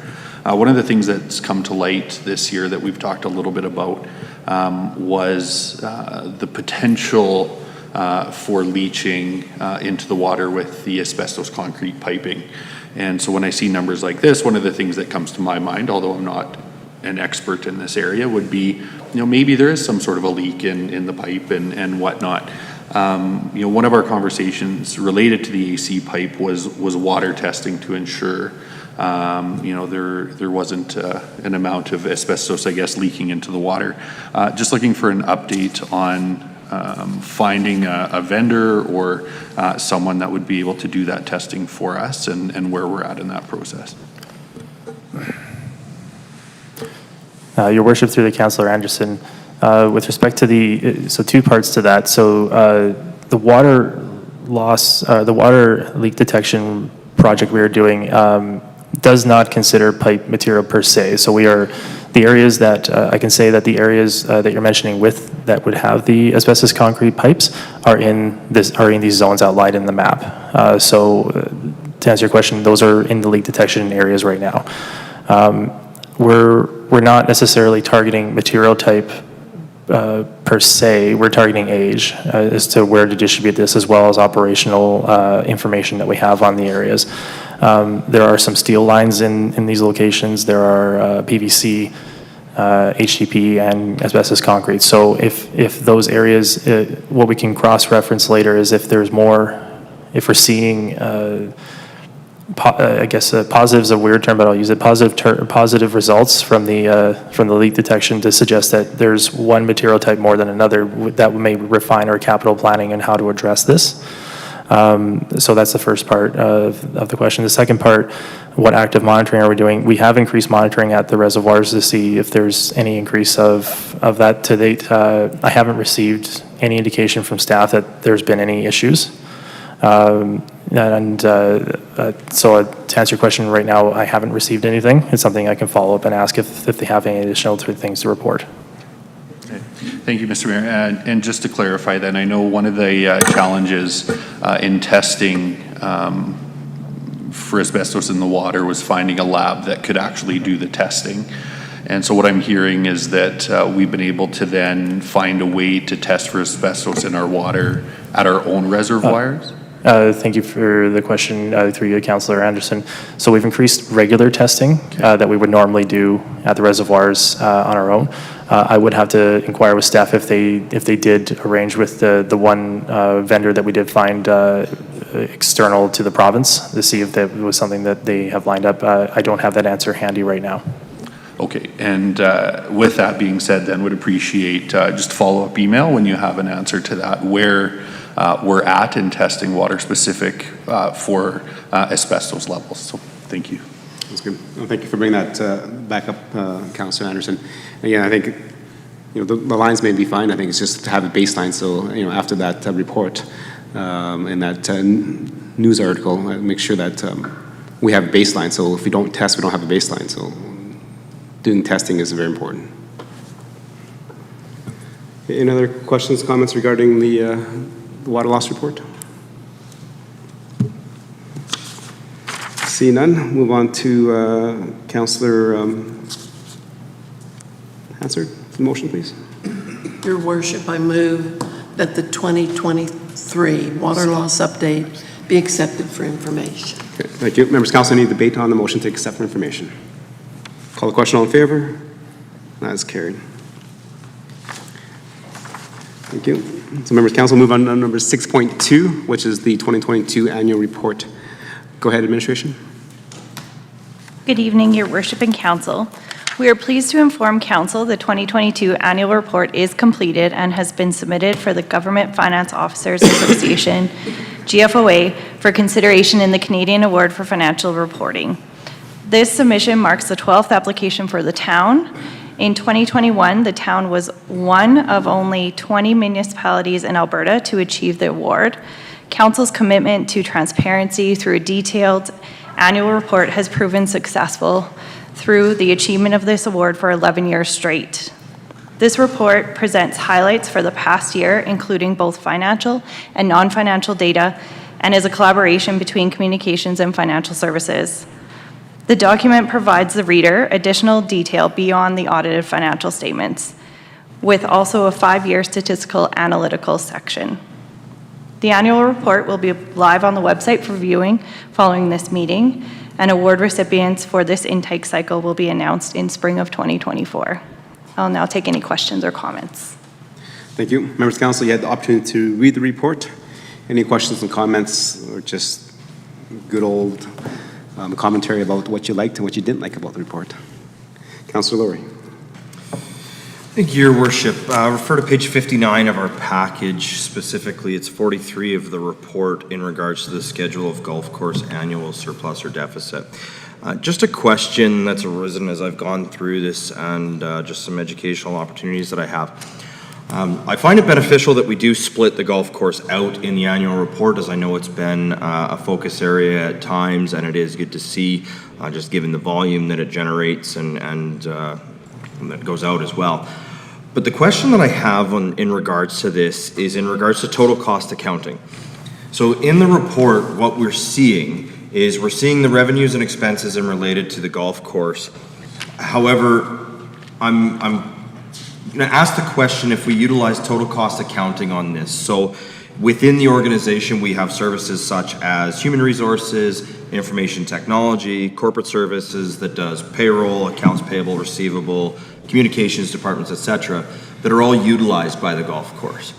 Is there any accounting method that's used to capture the expenses of those services to the golf course within this report? Thank you, through your worship, to Councillor Lowry and all of council. At this time, we do not have a mechanism to internally charge departments to any other departments within the organization. So that would include rec services, anywhere else in the arena. We currently do not practice that.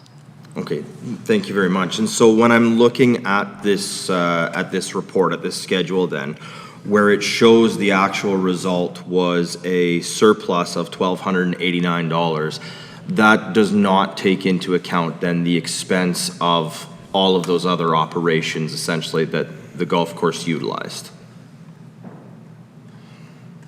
Through you, your worship, to Councillor Lowry and all of council, that would be correct. There's also a few reconciling items I think we talked about at year end regarding amortization. So amortization is in here, so this isn't a true surplus, as well as transfers to and from reserves are not reflected in that specific schedule. Excellent, thank you. And then to refresh my memory, council at one point in time somewhat recent future, put a policy in place in regards to a transfer of what is shown as the surplus in the golf course to a specific reserve, did they not? Through your worship to all of council, so there was a motion regarding surplus and creating a new reserve. There was no revision to a policy. Okay, so there is a reserve that has been created, and the surpluses that are reported for the golf course are placed into that reserve. Is that the correct understanding, or can you explain how that reserve functions? Thank you, through your worship to all of council. So the budget for the golf course has a budgeted reserve transfer that is meant to accumulate all of the surplus and transfer into there. There is also a portion of the golf course revenue that actually goes back against taxes to reduce the tax required. And so we first meet that mechanism, and the remainder then suffices into that reserve. Okay, thank you, Your Worship. I think I'll probably follow this up with an email and some questions, because I'm a little bit concerned about the way that that reserve functions if there isn't total cost accounting taken into how that's reported. Thank you. Any other questions, comments? See none? Okay, just thank you for the report. I appreciate it is very visual, very easy to read and understand. And I hope that we're successful in receiving the 12th award in April, so which goes a long ways, speaks to clarity and transparency to our residents. I think you mentioned there's only 12 municipalities in Canada that received it. Your worship, there are 20 in Alberta, and I did write it down. There's only 84 nationally. Okay. So for us to be one of the municipalities to receive that award is kind of huge accomplishment to our staff, especially our corporate services and our communications put together. So thank you very much for that, and I think our residents appreciate the transparency and the ease of read of the report. Okay, Councillor Meyer? Yeah, actually, I just have a question here. On page 31, there's a series of population breakdowns. I'm curious how we garnered these statistics. I ask because I'm just curious. We have 52% women, girls, and non-binary persons, and 48 men, boys, and non-binary persons. I'm curious how that number was captured. Thank you. So it's page 30. Thank you, through your worship, to Councillor Meyer and all of council. So those statistics was an annual. It was a survey that was completed in 2021, I believe. So this data didn't change from the previous year, but that was a survey that was completed. Okay, I'm curious. In that survey, we asked people's status in regards to their non-binary status. That is correct. Okay, so I'm curious then what exactly I'm supposed to do with these numbers, because I know what a man is, I know what a woman is. I'm curious if they're non-binary, that would imply that would be they're not men or women, and that there would be a third category there. Yes, that's correct.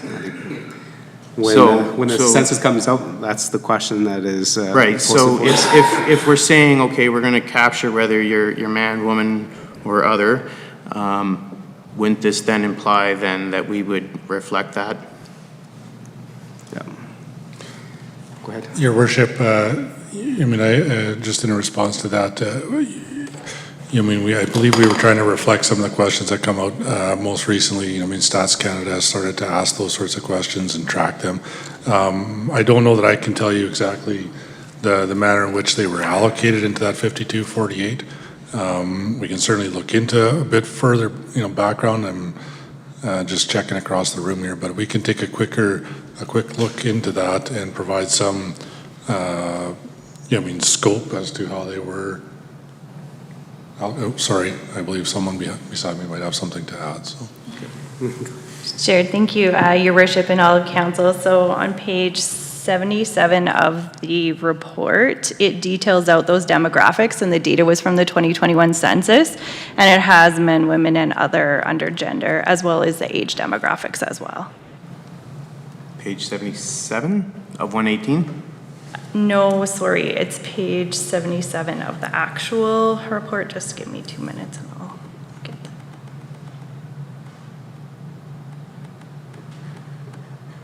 That is page 92 of 118.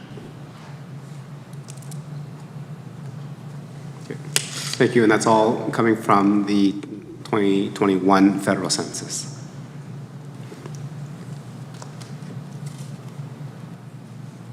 Okay.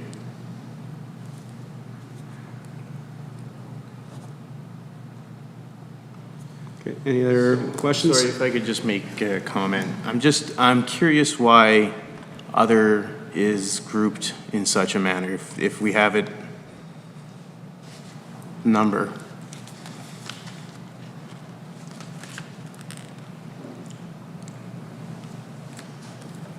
Your Worship, sorry, just some clarity on the question.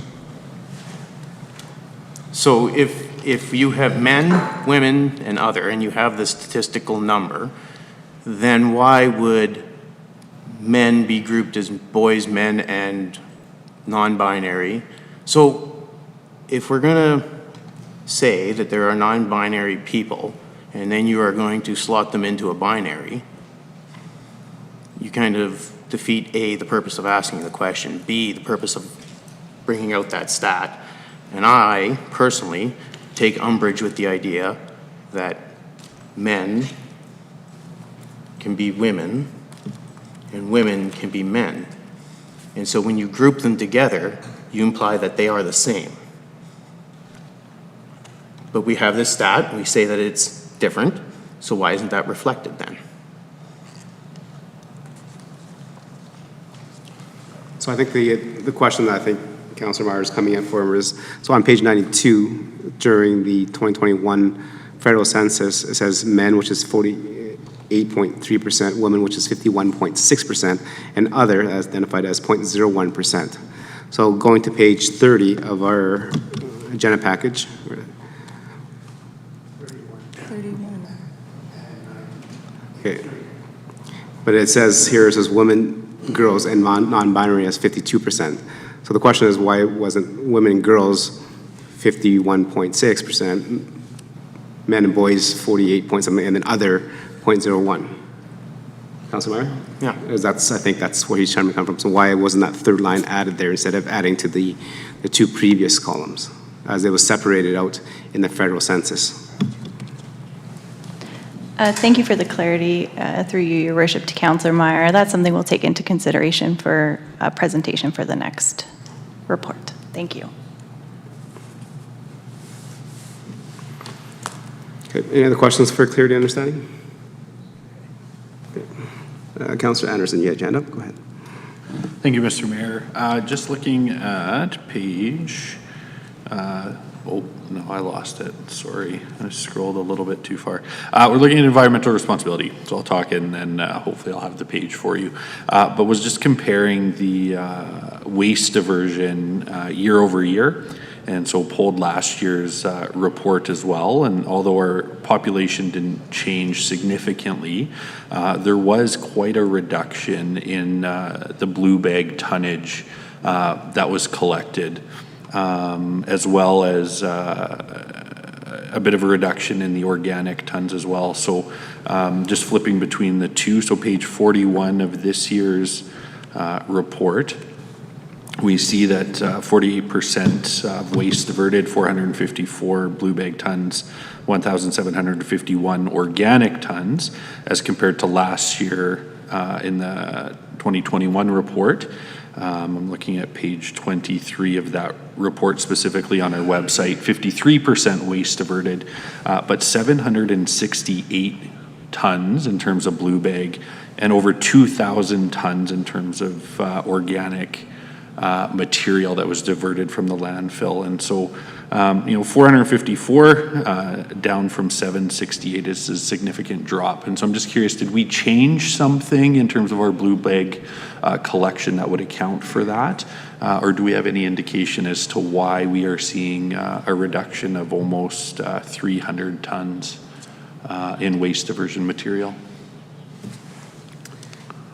I think we provide some insight on that. A couple years ago, the recycling industry, or what the recyclers would accept in terms of plastics and recyclables, changed, and hence a lot of the plastics that we were recycling in the past and sending it overseas were no longer acceptable. So all of the soft plastic, single use, and some of the different hard plastics and also glass were no longer accepted. So therefore, our blue bag availability or acceptance level went down. So therefore, there would be a decrease in the amount of recycling. Administration, can you be a little more precise on the year that happened? Because I know it was a huge issue in the news. We took care of it. It was presented to council. I believe it was last term sometime. So 2021 was the year that it changed. Yeah, thank you, Your Worship. Certainly, we're going to have to take a look into that again. Quickly, I know even our General Manager of Planning Infrastructure isn't with us. He might be the first one that would have had some commentary off the top of his head. I'm unable to do so specifically on that. The one thing I know from time to time is our numbers will move around, and I'm not saying it on this particular one, but I have seen where we'll start classifying diversion a little bit differently depending on circumstances change, so on and so forth. But Your Worship, bottom line, I don't know that I can provide you clarity on that one this evening. We might have to just double check and get that out to council. Okay. Do appreciate the thoughts there. I recall a conversation, I think it was even through strategic planning, where one of my colleagues on council had talked about the education around waste diversion in our community and the importance of education campaigns at all levels for the general community, but school-age students and those sorts of things as well. And so just a thought there, if we are seeing that there's less waste diversion, that maybe, there's something that way that we can look at. I know our kiddos are huge champions of waste diversion when we've undertaken those programs in my class in particular at school, and actually go home and champion that same initiative at home. And so just wondering, or just food for thought, I guess, and no answer needed, but what we can be doing in terms of education to try to bring those numbers back around. So. That's good. That's a good point, Councilor Anderson. The best way to have a successful program is to start with our youth education. Any other questions, comments regarding the annual report? Okay. Seeing none, move over to Councilor Laurie for the motion, please. Thank you, Your Worship. I'll move that the 2022 annual report be accepted for information. Okay. Thank you. Any questions, comments, and debate on the motion? Call the question, all in favor? And that is carried. Moving on with agenda number 7 is council discussion. So this is the time that councilors may bring up issues that they've heard from residents or just share updates to members of council. Councilor Meyer, you're first. Nothing from me this evening, thank you. Councilor Anderson.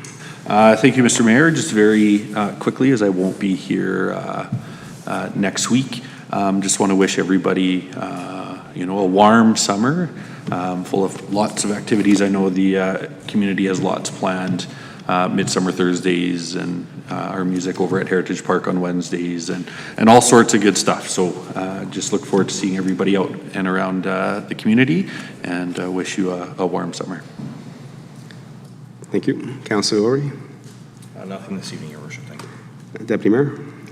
Thank you, Your Worship. I just wanted to say that there is summer sessions tomorrow from 6:30 to 9, as well as our first culture camp fair is on Thursday. And I also want to congratulate the Memorial graduates once again. I had the honor of being at their graduation ceremony on your behalf, and it was a reminder of what our youth can do for us coming forward. And I wish them all the success in the world. Thank you. Councilor Hassard. I'm good this evening, Your Mayor. Okay. Councilor Platchko. as well, thank you. And then I'm good. So just FYI, I know through the years we've been walking towards conciliation with their Indigenous neighbors. This Friday, there is a powwow over at Enoch Cree Nation, and it starts at 6 p.m. So if anyone wants is available and able to join us, definitely take the initiative to come down to see what a powwow is all about and see the dancing, see the celebrations, and walk towards our path of reconciliation with our Aboriginal neighbors. Okay. With that comes, we do not have any closed meeting today, so comes the adjournment. So thank you very much, administration, for providing the package, members of council for reading it and bringing your questions forward, and doing our work of governance for our community. With that, we are adjourned.